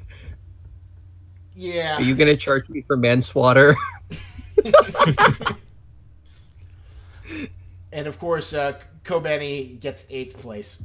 What was even more amazing is that the fucking octopus guy got 10th, and he's like, he's just like barely introduced. Exactly, he's just the smug cool guy. I don't know. He's the spec. And even made it. He even made it ahead of the eye patch mentor lady. Oh, the one who had the ghost power. Himio. Poor Himio. She feels like she deserved a little bit higher. Yeah. What? Hey, why isn't Beam here? Why did no one vote for Beam? Just people of shit taste, and they don't understand who the best Shark Boy is. Man. Now I'm wondering what Makima's ranking on the poll is now. Oh. Sadly, I'd say this probably puts her even higher. Jesus Christ. Well, Makima last we pulled is 2nd place to Power. I don't know. Power is really tough to beat here. But yeah, now Makima is like the ultimate evil. It would be funny though if like now that like sort of increases her popularity even more. I still can't believe Denji got fucking 5th on his own fucking show. What the fuck? That is funny, especially when you consider that like there's so many other like worse shonen protagonists who get like first or second place. Anyone here who doesn't think Denji deserved to have first billing on his own fucking show can fuck the fuck off. Yeah, I completely agree with that. I think Genji's I don't know. I think Rezi. I wouldn't mind Rezi being higher place than Denji. No, I think no. Come on. No. Bomb? No. Bomb lady? No.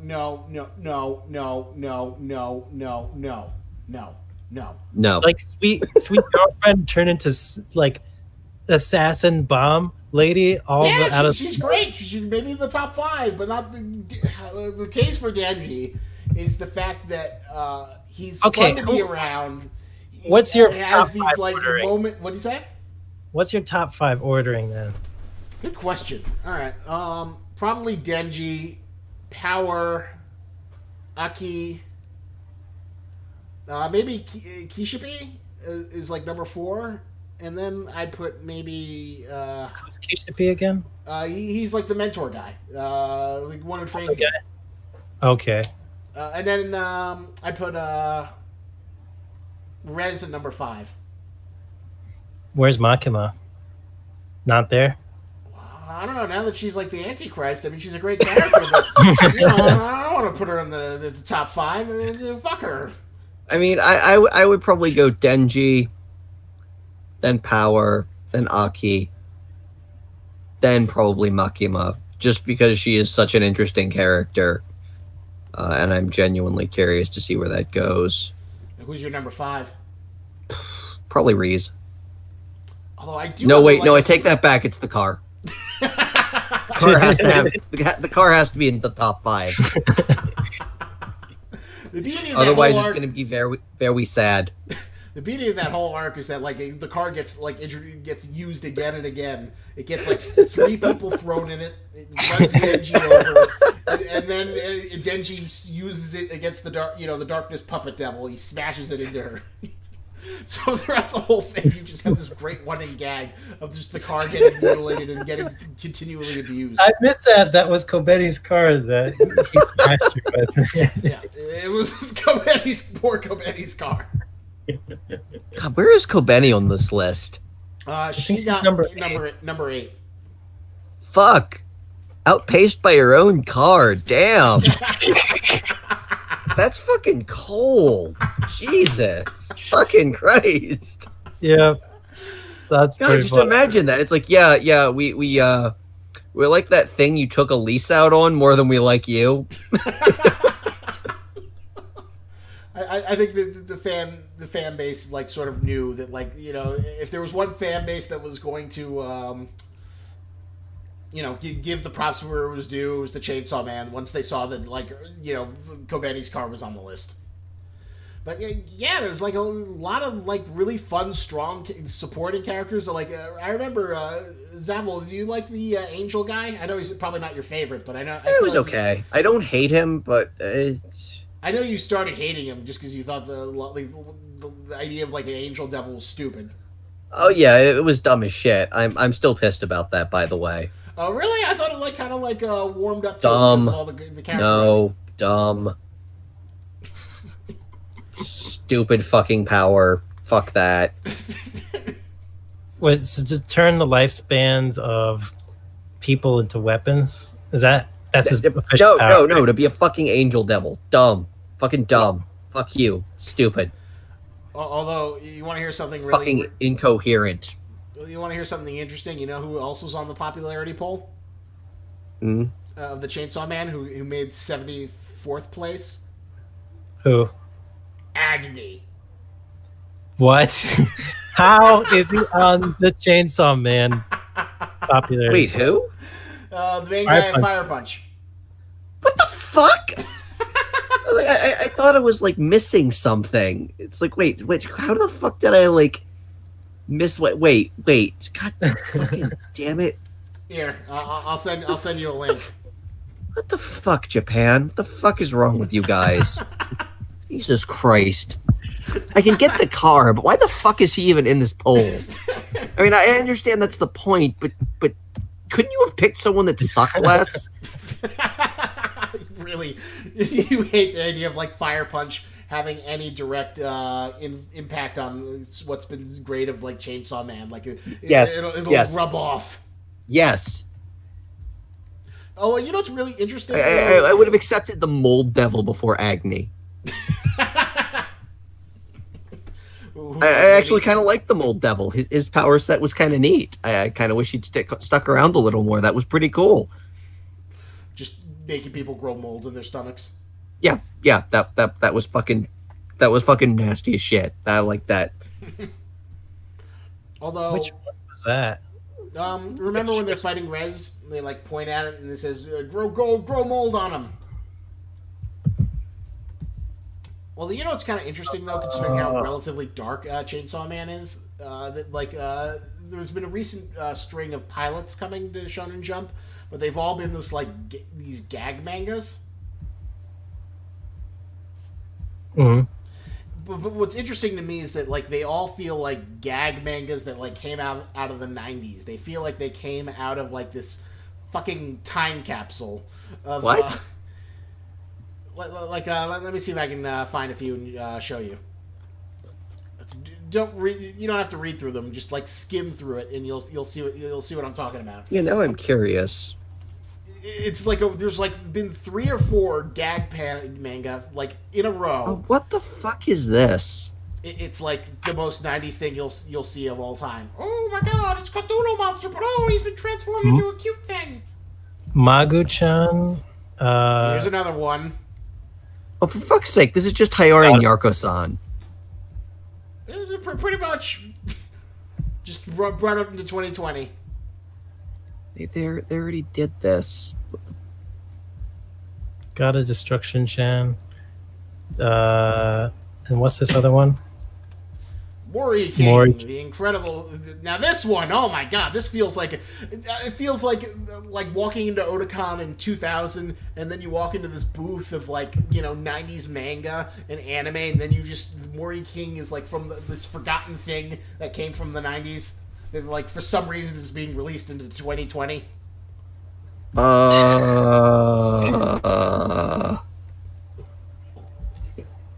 Yeah. You Yeah, kind of. know, Jesus Christ. what was this last one you linked? Roboko? It's another gag manga about like a robot made something or another. God, this looks like Hunter x Hunter.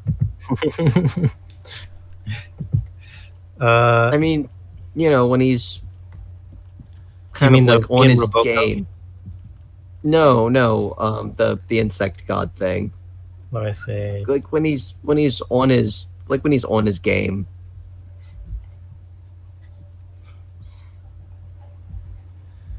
It's just kind of interesting to see like all these sort of like gag manga that like feel very old fashioned.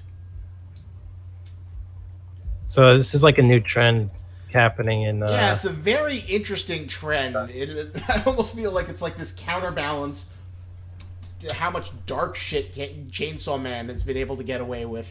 Emotionally dark. This looks like Dr. Slump. It does, doesn't it? It literally. Yeah, feels this looks like Akira Toriyama drew this. Is that happening? What? No, I'm pretty sure he didn't do it, but it's like I don't think any of these series are going to survive, but I do think it's like a really interesting publishing trend.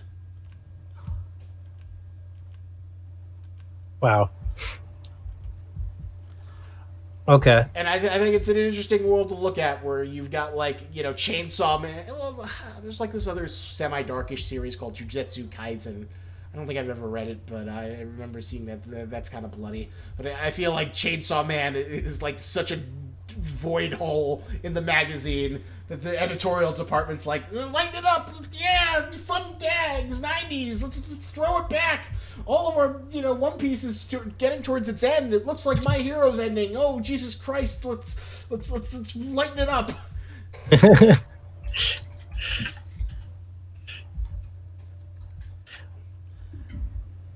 I like your expression of just like skimming through it.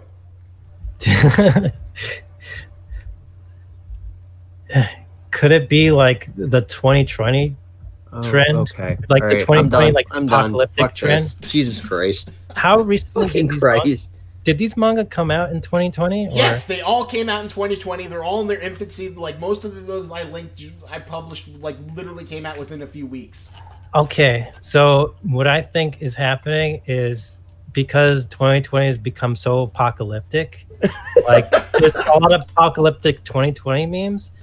I think that's why manga like this are showing up, sort of like make light of like all the apocalyptic things that are happening. That's an interesting theory. That's a really interesting theory, and it kind of makes sense that like the editorial direction is like oh, things are so miserable. Let's lighten up the world. Let's make things happy, and let's make things a little bit nicer and happier. And We're all gonna die. Just look at cartoons. Shut up and look at cartoons. Don't scare the neats. They don't need to know this. What's really sad is that like, oh god, and then there's this other gag manga that came out from this guy who did a mid-tier series that I kind of liked. That had some good jokes, called Beelzebub, and it's called Hard-Boiled Cop and Dolphin. And What? That sounds like an Axe Cop kind of thing. Yeah, it's the most recent link I have, and the basically fuck? it's about like a cop, and then eventually he like works with a dolphin. What? Jesus Christ, I feel like I'm watching interdimensional cable.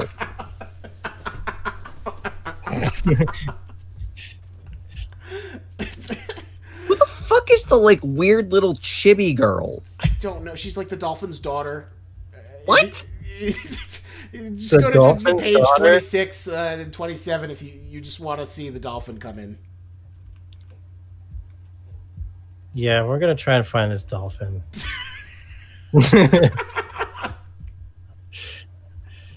um,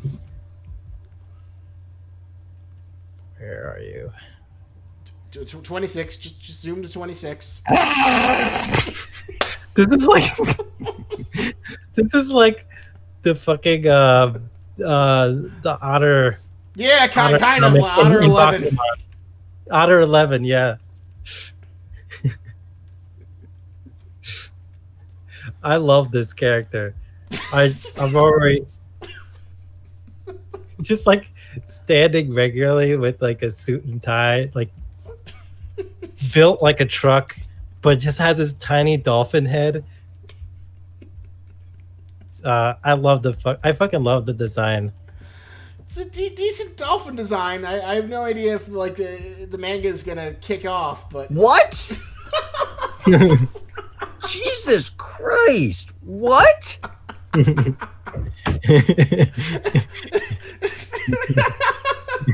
What? This might be the manga of the year right now. Jesus, I'm gonna have to check this one out. Hard-boiled cop and dolphin. What? I like your expression right now. Does he have flippers? No, he's just like dolphin Just a head. So dolphin he just has a dolphin for a head? Yeah, just as a dolphin head. Seems about What the right. fuck is happening? The funniest thing is that like he doesn't even get to go on the color page. You just have like the little girl. Maybe they wanted to save the reveal. Yeah, I think so. I think they wanted to save the reveal. Fuck. Extra shock factor.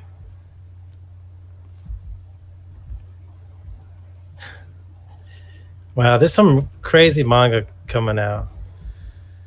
Yeah, it's a really interesting because, like, you know, you thought that, like, you know, the success of Chainsaw Man would be, like, leading to more, like, you know, sort of darker, more complex things. And then just, bam! 90s gag manga! I feel like it's a reflection of our times right now. Okay.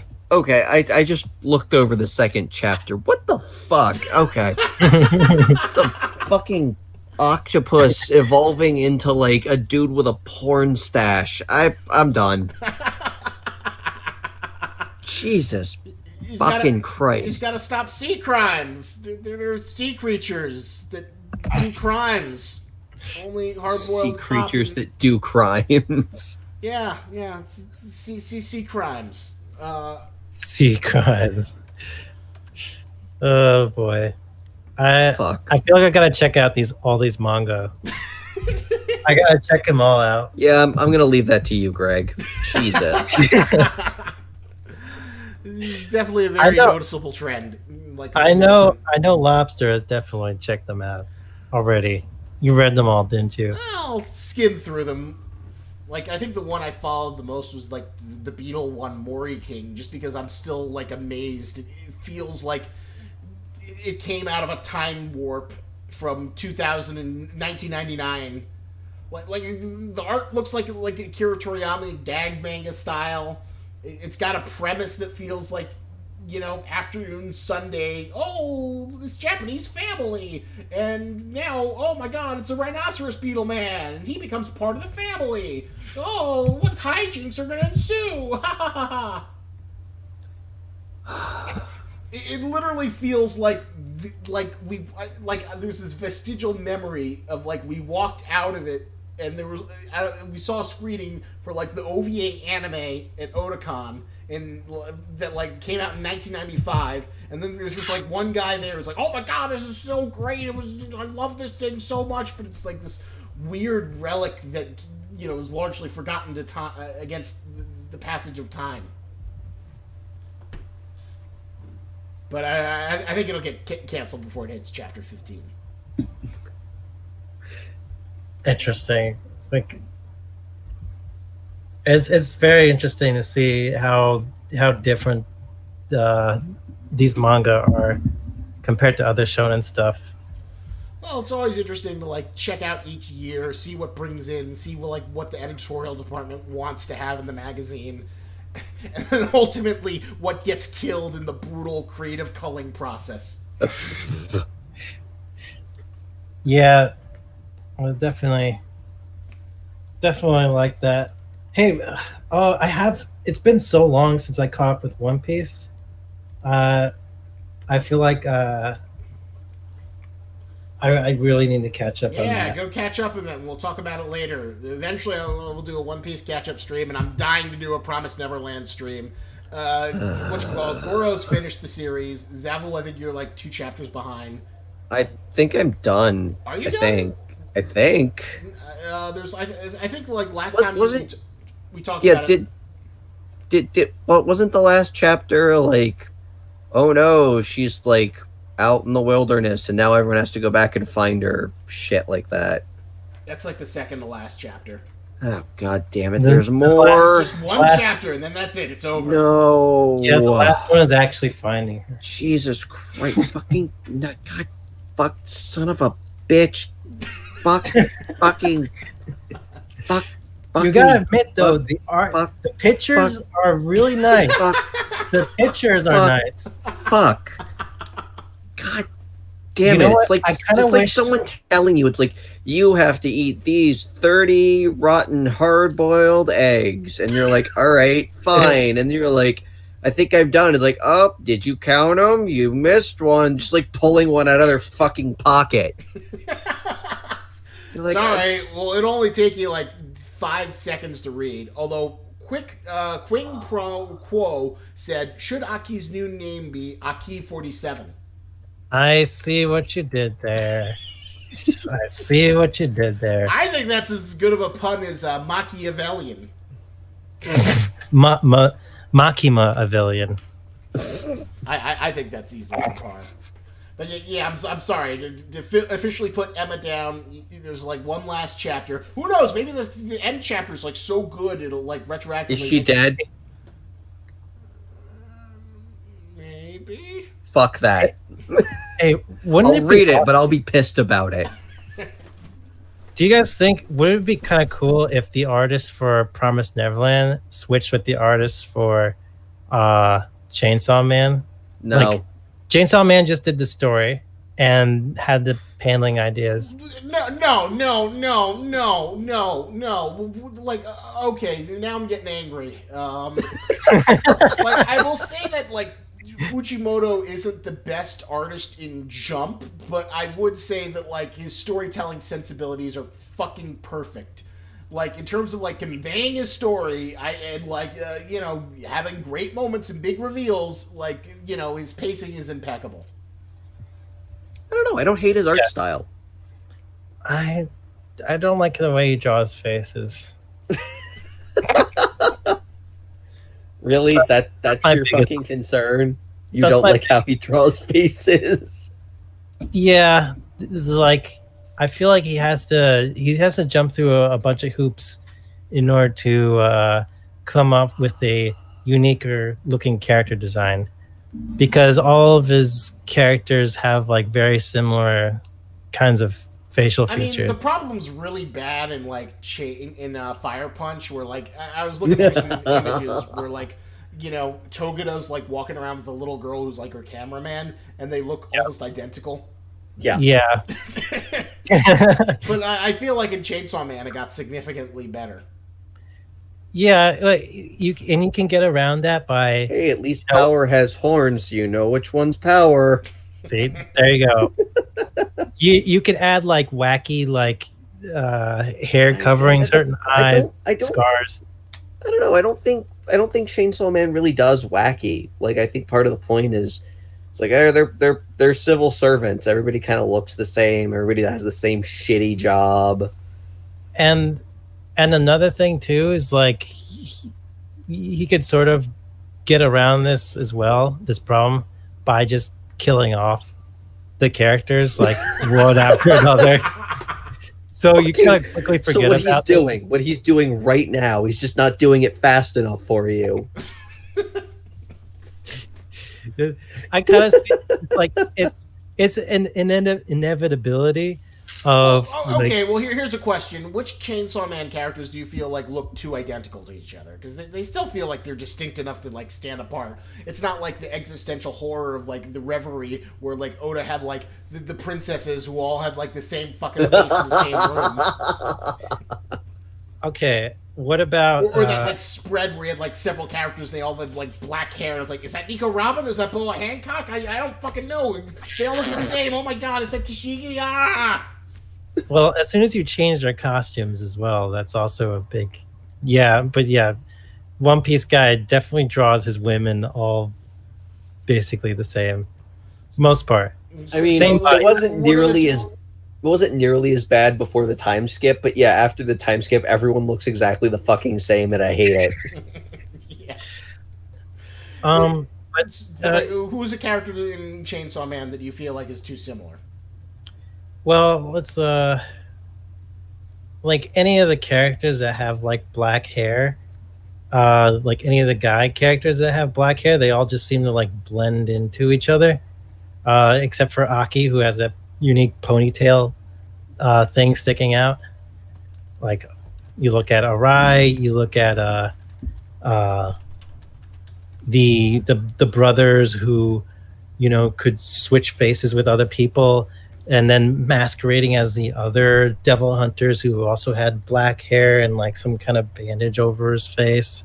Like all those characters just kind of like melded into like a melting pot of like characters, you know what I mean? Well, I feel that they do feel kind of similar, and they all kind of like, but like they're all like mostly side characters, so they never like felt egregiously offensive to me. Like all the characters that need to stand out, stand out. Yeah, but the reason why they were side characters was because it was really hard to, I feel like, to distinguish them as, you know, like, oh, this could be a potentially interesting character, but you know, it didn't really stick out design wise. Like the only thing that really sticks out to me design wise is like Aki. Like he has a more interesting silhouette. I think this artist needs to play around more with silhouette and like designing his characters and facial structure, different body types. I don't know. I still think it's been different enough that like, and the character writing and the positioning, because like that's his like one of his major strengths is that he's really really good at framing his panels. Yeah. He's got this like his cinemaphile nature means that he's like really really good. Like you know, in the most recent chapter, this chapter 77, there's this wonderful palatable sense of dread as he's like opening up that door, and it's just like laid out and paced perfectly. Yeah, and that I think that's really really hard to do in a comic where it just feels like disposable images versus like, you know, you could just feel the invisible music, the invisible sound effects. Yeah, it feels like a cinematic experience just reading it. Yeah, I admit that was a really well executed scene. And the dramatic reveal of it was cool. I kind of, you know, this is me with an artist's perspective. Like, I know as an artist, like, there's a lot of artists who will make a lot of creative decisions based on their limitations. Based on their limitations, exactly. And I kind of saw that moment as like, oh fuck, did he get tired of drawing Aki? Like, is this why he's killed? I just wanted to kill him off right then and there. It's like, oh no, I really like. Oh no! Oh no! Yep. I'm cutting out. You guys still there? You there? I'm back. Are you guys back? Yeah. So, I felt like Aki was like one of my favorites, and it's like, why are you so? you can't be tired of drawing Aki, can you? And because I don't know, it seems like he does this thing where I gotta kill off characters after characters after characters because some of my characters just look a little bit too similar to other characters, and then he kind of uses that as a mask to sort of like, oh, let's say, okay, I really don't care about my other characters anyway because, you know, do you know what I'm trying to say? I'm not articulating it very well. I think I sort of get it. Like, he gets sick of... It's the classic, like, why did Goku Super Saiyan have yellow hair? Oh, because Akira Toriyama and his assistants got sick and tired of, like, having to color in Goku's black hair all the time. So they created it as a lazy around. And your theory is that when he's sick and tired of, like, drawing distinctive details, he's just like, I'm gonna kill this guy. Yeah, like, he sees that characters that he doesn't want to draw over and over again. Like, he really dislikes... it seems like he really dislikes drawing the same characters over and over again that kind of look a little bit similar and bland. So he likes to kill them off quickly, and to sort of, you know, because there's so many of these characters, he'll use that as a way to, you know, double down. He'll double down on his decision of killing characters and actually kill characters we actually care about. It's an interesting theory. I don't know if it'll ever get confirmed in an interview. I'd be really curious to ask him something along those lines. I wouldn't phrase it exactly how I did, but I'd be like, why do you really want to kill off all these characters all the time? Or I also feel like that also contributes to the fact that the Chainsaw universe, man, is a harsh universe where, you know, the consequences are very severe and very drastic, and shit sticks versus, like, you know, most other shonen where, like, you know, oh, you can get your arm blown off, but hey, just put some bandages and you'll be fine. Yeah. It's a nice way to add stakes, even though Denji's virtually immortal and almost impossible to kill. I think that Denji's stakes aren't physical damage. It's going to be psychological damage. It's going to be like a mental breakdown, not like, it's not going to be like, how much punching can you take? No, it's going to be like, how much emotional trauma can you deal with in one go? Yeah, like that'll be interesting. Is like, I wonder if that emotional trauma will make him, you know, hesitate and actually like second guess himself and become sane, in a sense. Because the more sane you become, the less powerful you are. Well, the real question is he going to be, you know, doing basic bitch devil hunter work after all this shit's been revealed? And it does feel like we're being set up to eventually reveal that, like, Makima transformed Aki into the gun fiend. And that's going to be, like, a big thing that, like, puts a huge wedge between Denji and Makima, and then makes him from, like, you know... Have you ever heard of this word that's been going around? Simping? Yes. Zavel? Yes. It feels like it's getting close to the point of, like, becoming the new alt-right version of cuck, but it hasn't quite yet. But, you know, you can still use it without being pegged to, you know, right-wing conspiracy theories. But, hooray! You know, it's right now. For the next couple of months, it's still... So he's been sipping hard for Makima. Oh my god, Makima, you're my queen. I love you so much. You're the best ever. And now that it looks like the Future Devil is going to come true, that he's going to murder Aki in power in a horrible, brutal, emotionally scarring way, and that's what's ultimately going to put him against Makima. Yeah, that sounds about right. What's about to happen? I mean, So You know, I have difficulty telling apart Who? Denji and Puccina. I can't tell where one begins and the other one ends. Wait, Denji and Puccina? Yes, What do you mean? for fuck's sake, it was a joke. Oh. Because they're literally in the same body. Oh, okay. That's a fair All right, joke. well that ended poorly. I get what you're saying. But do you really think like Chainsaw Man would be that much better if the Promised Neverland artist was like drawing it? No, I would be interested. I don't to see. want him to have any creative input on anything ever again.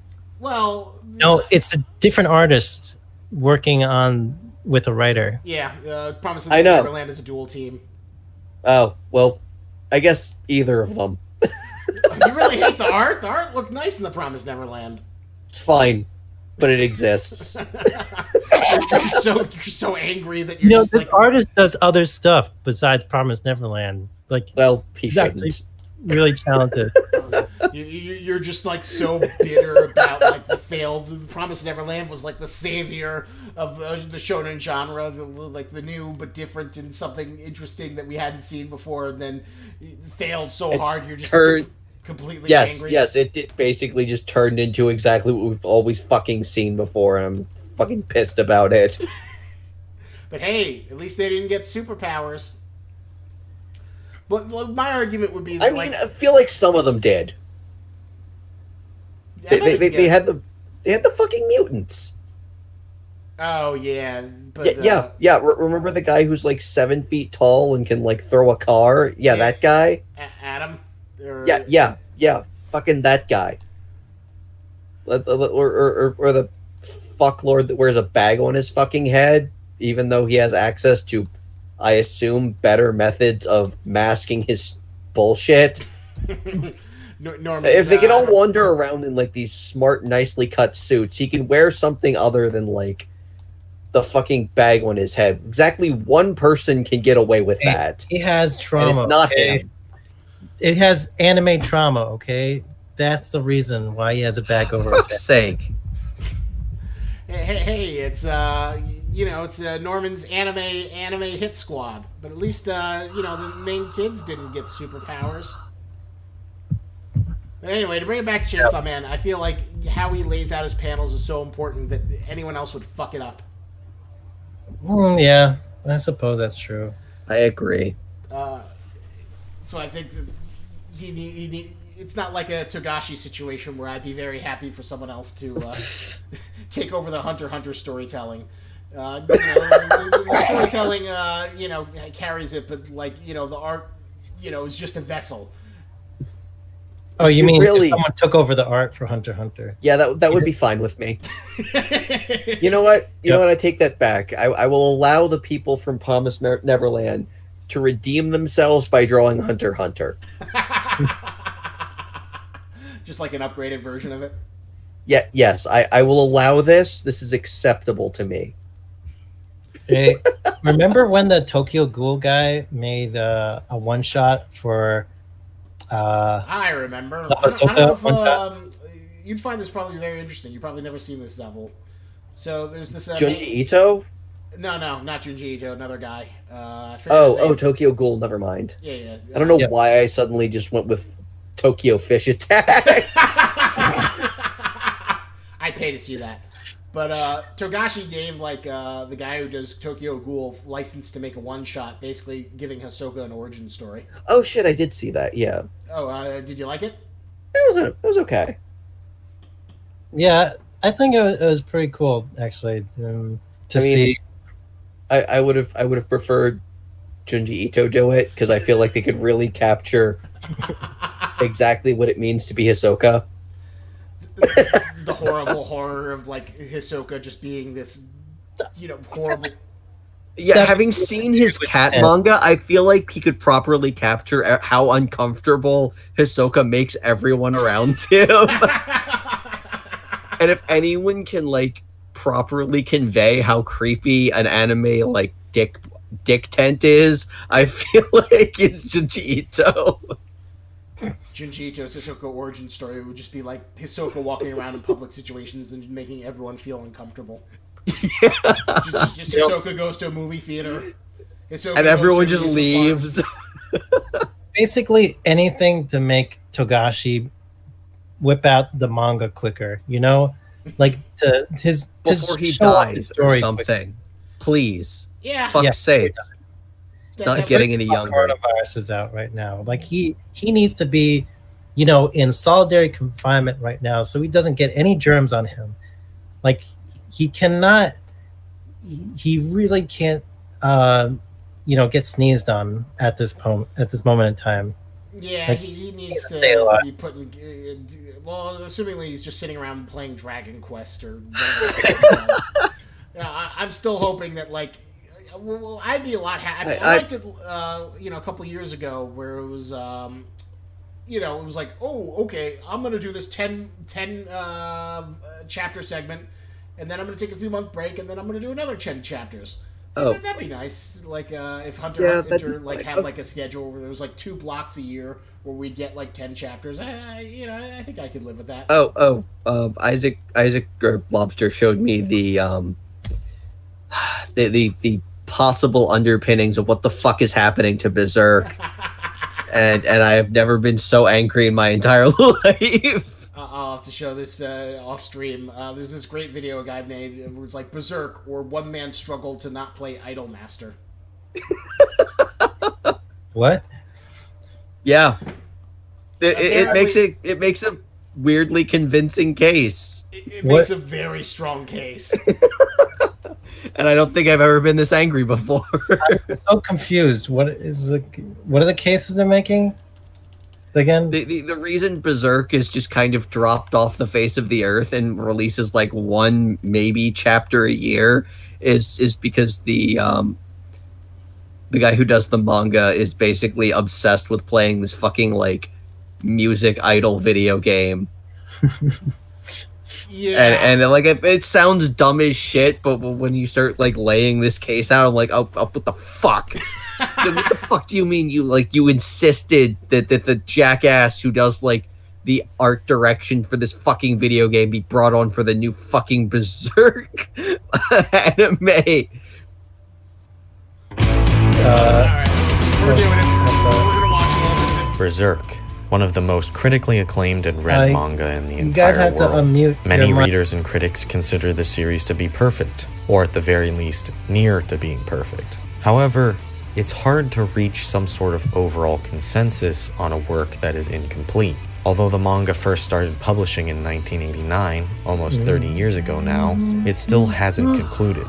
In those 30 years, 357 chapters have been released, which seems like a lot, but for that amount of time, isn't. For instance, it took Hiro Mashima only 11 years to illustrate Fairy Tail's 549 chapters, 15 years for Tite Kubo to illustrate Bleach's 705 chapters, and 21 years for Eiichiro Oda to illustrate One Piece's, at the time this video was made, staggering 917 chapters. When Berserk originally began publishing, it was published bi-monthly in Young Animal magazine. If this publishing rate had been maintained up till now, there should be at least 600 chapters in the series, except there isn't. And that's because of this man, Kentaro Miura, the mangaka of Berserk. Instead of analyzing Berserk itself, I felt it would be interesting to focus on the man behind the manga and investigate some of the various rumors circulating about him and his work. In reality, the reason why Berserk has so few chapters compared to other series is because of Miura's now famous hiatuses. Within the past 11 years, Miura has taken at least 26 breaks from the bi-monthly publishing pattern, and recently has shifted more to a monthly publishing pattern.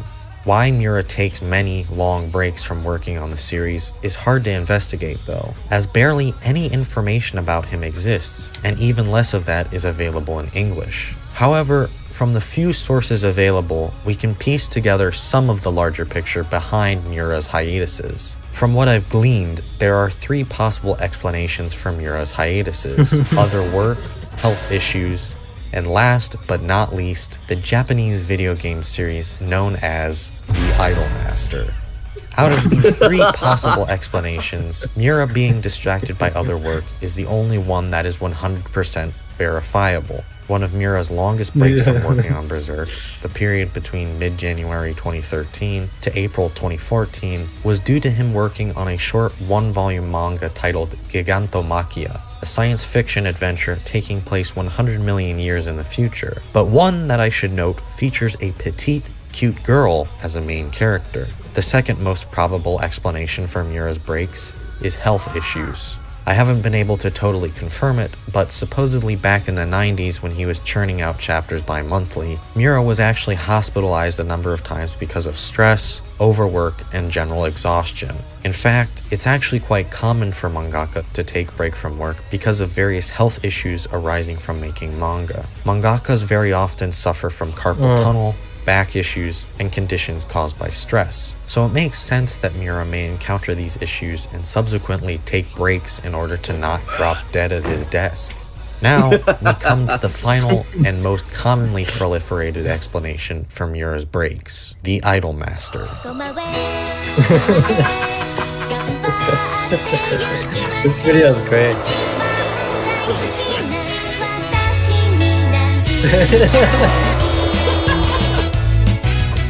Almost everywhere you go where people discuss Berserk, you'll see somebody mention Idol Master and Miura's supposed addiction to the video game series, distracting him from working on Berserk. This belief primarily spawned from various comments Miura has made in Young Animal, where he's expressed his love for the Idol Master video games. Rumors that Miura has mentioned problems with video game addiction in the past have only reinforced this belief, resulting in Idol Master becoming a meme within the Berserk community. So, has Miura abandoned Berserk for the Idol Master? Possibly. If we take a look at this very handy Berserk hiatus chart, we can see that Miura's publishing rate started to lag behind in late 2006 to early 2007, when the first Idol Master game was released. In 2008, for the first time since 1992, Miura released less than 10 chapters, corresponding with the release of the Idol Master Live for You, the sequel to the first Idol Master game. As the rate at which Idol Master games were released steadily increased, the rate at which Miura released new Berserk chapters decreased, down to the point where now, we're lucky if we even get 5 chapters released in a single year. Looking more closely at the chapters released since the first Idol Master game came out, reveals evidence of Idol Master possibly influencing Miura's art style. God. Compared to earlier chapters, many of the characters' faces have gotten softer and less harsh looking, as Miura has smoothed out facial features with more rounded lines than in the past. There's also been a marked increase in the amount of female characters introduced since the release of the Idol Master, with many of them echoing the appearance of idols rather than Miura's early female characters. Probably the most compelling piece of evidence is that Miura asked for Toshiyuki Kuboka to direct the 2012 movie adaptations of Berserk's Golden Age arc. Miura insisted Kuboka direct the films not only because he's a veteran of the anime industry, but more importantly because he was the character designer for, you guessed it, Idol Master. However, in reality, Miura's supposed Idol Master addiction doesn't actually exist. Although he's mentioned the Idol Master many times in his comments in Young Animal, he's also commented on many other things, including but not limited to Star Wars, Devilman, Susumu Hirasawa, various other video games, how much he can bench press, and stopping a diet so he could eat chocolate. The changes to Berserk's art style that appear to be influenced by Idol Master probably aren't a result of Idol Master. Artists' styles often change over time as they live life, being dynamic rather than static. Considering that Miura's been working on Berserk for almost 30 years, it makes sense that his art now would look a bit different than his art from the 90s. Also, within the past few years, Miura switched from drawing on traditional paper to drawing digitally, likely influencing his art a bit as he got used to the new technology. But at the end of the day, if Miura absolutely loves Idol Master and plays it lots, why should we care? According to a rare instance in 2009 where Miura responded to some fan questions, he said that he works from 2 p.m. to 7 a.m., a total of 15 to 16 hours, every day with no holidays. Just by looking at any of his art, regardless of when it was published, shows that Miura pours everything he has into creating Berserk. Jesus, look at how much detail there is in his fucking art. Would someone who spends all his time playing Idolmaster be able to make something like this? No. And although Yes. Miura hasn't been releasing new chapters as quickly as he used to, I believe he still deserves the ability to spend time playing video games, or doing other things besides working on Berserk. Even though the series isn't Burn the finished, studio down. I'm still happy with the 357 chapters we've gotten so far. That's better than having nothing. Hell, I'm happy We even need to with get rid only of the this Golden before he Age. dies. Although he can be aggravating at times, I still have to acknowledge that Kentaro Miura is one of the best damn mangaka out there, even if he has a thing for young girls singing and dancing in frilly dresses. I have to be honest though, it's kinda easy to get sucked into idol hell by those cute little demons.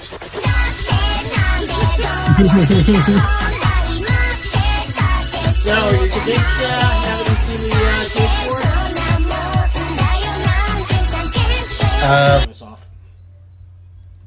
Yeah. I'm convinced.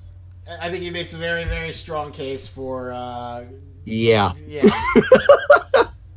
Why you should It's be like able to... you can just fucking see the decrease in fucking productivity. Oh, Fucking man. infuriating. From freaking Idolmaster. Alright, so we've been streaming for a while. I think we've got a good thing. We should wrap it up. So we will give ratings for Chainsaw, the last few chapters of Chainsaw Man, the last 5-6 chapters. And we will also give ratings for... so Fire first Punch. let's start off with Fire Punch. What would you rate Fire Punch? 5? 5. Oh, that's very generous. Give it a 5 out of 10. I mean, it's interesting, but it's like watching a train wreck, but it's not Asylum movie bad, so, I mean, it gets some points for that. Okay. Goro, your thoughts? Let's see. It was.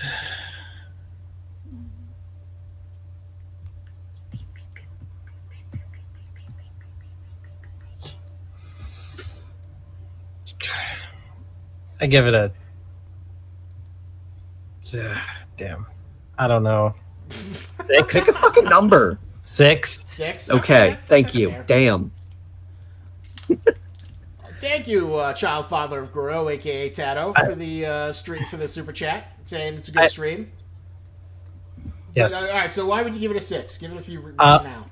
I agree with what Zavil said, but there was a moment I feel where the story could have gone somewhere. Anywhere? Just didn't. Like I think my one of the greatest moments was like when he said the words "fire punch" and released the metal casing from his hand, and like actually did.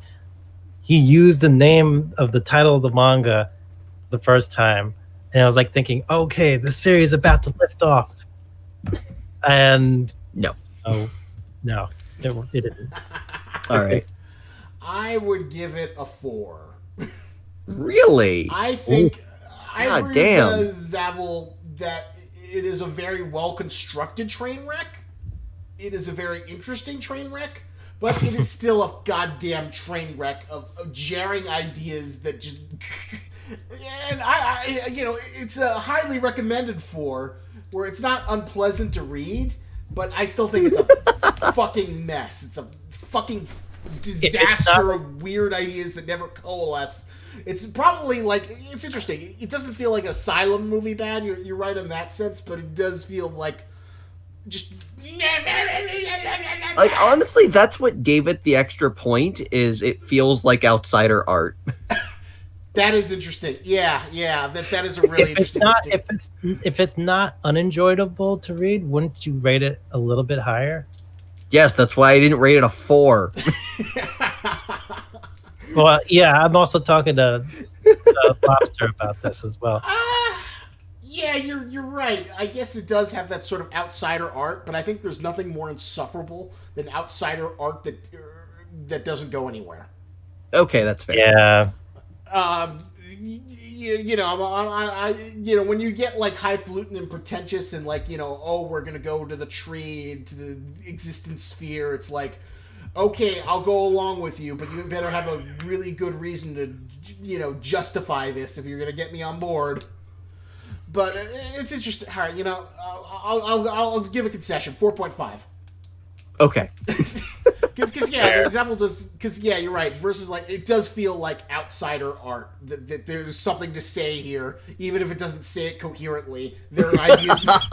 There are ideas being expressed. There are ideas being expressed in a sometimes entertaining way. Fuck that is the best description of this manga I've ever seen. It's like there are ideas, they are being expressed. What is it saying? I have no fucking clue. I'm so glad we had this chance to actually articulate what the fuck we just saw. Like, because this has been like eating at me for like a while, and I couldn't really put it into words. And I think this was really helpful. It expresses ideas. It's just it exists. It happens. Stuff happens. People die. An attempt at catharsis was made. Yeah. So all let's right. move into these Chainsaw Man. These last few chapters of Chainsaw Man. We're gonna put them all in one collective. Call it the Gun Devil arc. What would you rate the Gun Devil arc? 8.5. Actually, no. I'm gonna go up to a 9. It's earned enough goodwill that I assume I will get my answer to the only one thing I've been nitpicking. So it deserves a 9. You want to go next, or should I? Yeah, I'll give it an 8 right now, and the reason is like, yes, I've really loved like the PTSD episodes, like the Aki, the Aki going to the graveyard with Power and Denji, and realizing he actually does have something to lose with his friends. And then in that moment, he's kind of like, he gets into a really fucking situation with Makima. There's all kinds of batshit crazy shit happening at once. The Gun Devil coming and just wrecking shit, and having that creative like entrance for the Gun Devil, and like the whole list of people that died with him through his actions. I think it's setting up to be a really good story arc. I guess I'm a little bit disappointed how quickly, tragically, I guess almost anticlimactically, how Aki died. I don't know. I appreciate that. I mean, he's just one of so many casualties, and the fact that he was killed almost off screen, as just you have to look for it in the midst of all of this shit happening, I appreciate. Yeah, like, it kind of makes the case like he is no more important than anybody else. All of these other people died too. They may not be the main characters of this story, but they were characters in their own stories. Yeah, I guess I just had more of attachment to Aki than the other characters. I'm going to go with 9. I think it was a really, really strong series of chapters. Slice of life stuff was so good. I almost wish it went on. I kind of wish it went on for like 3 or 4 more chapters. I would have been perfectly happy with it. Shit hitting the wall so soon with like the Makima reveal, the Gun Devil reveal has been really, really strong. And the fact that like you could like transition so smoothly from like really heartfelt emotional stuff, or no, really heartfelt sweet stuff, to like heart-wrenching emotional stuff. Like I really felt this past chapter when Aki is like the gun feed, and you're like, oh fuck, this is how you're gonna do it. This is how you're gonna tear them apart. And the fact that you have like Makima as like the devil, mastermind, where now the prophecy doesn't feel contrived. It feels like this tragic inevitability that nobody is able to control except for the one, emotionless, Antichrist who's controlling everything. Just adds a lot more weight and tragedy, and it feels like the next few chapters are going to be really strong and very tragic and sad. The Machiavellian mastermind of this entire thing. Yeah. Makima Avilion. Yeah, she seems to be earning her title incredibly well as just like going from like someone I was kind of like, yeah, go Makima, a girl who wants to sit through 10 movies in one day, yeah, a girl after my own heart. That's my dream waifu, the person who wants to go fucking watch a movie, 10 hours of movies and go just back to back movies skipping. Just as long as it's never Battlefield LA. You fuck. I'm still mad at you for that. That was a pretty terrible movie. The whole movie watching thing was such a throwback to Fire Punch. Oh yeah. Did you have more appreciation for the movie chapter after reading Fire Punch? Yes, I do. Zavel, what about you? I don't know. I mean, I see the parallels. I just liked it a lot more in Chainsaw Man. Oh yeah, it's much more effective. But yeah, yep. I know these chapters are really, really strong. I can't believe that the guy keeps on doing it and doing it so effortlessly. My only fear is that I don't want it to end, and I hope it goes on to at least 150 chapters. Yeah, that feels like a safe, decent number of chapters for what he's trying to do. Yeah, and it doesn't need to go on forever, but it still feels like there's more strong stuff to go on, and it doesn't feel like it's worn out its welcome. Versus Fire Punch, where I don't know if he just got bored and he just like, yeah, okay. Oh god, it just kept going and going. I just thought it would be done, but then it just kept going. All right. So thank you for sticking around for episode 12 of the Rambling Ranting Review Hour. Thank you for hanging out with my guests, Goro and Zavel. What is that? We've only had 12 episodes. Damn. Only 12 so far. At least from the Rambling Ranting Review Hour.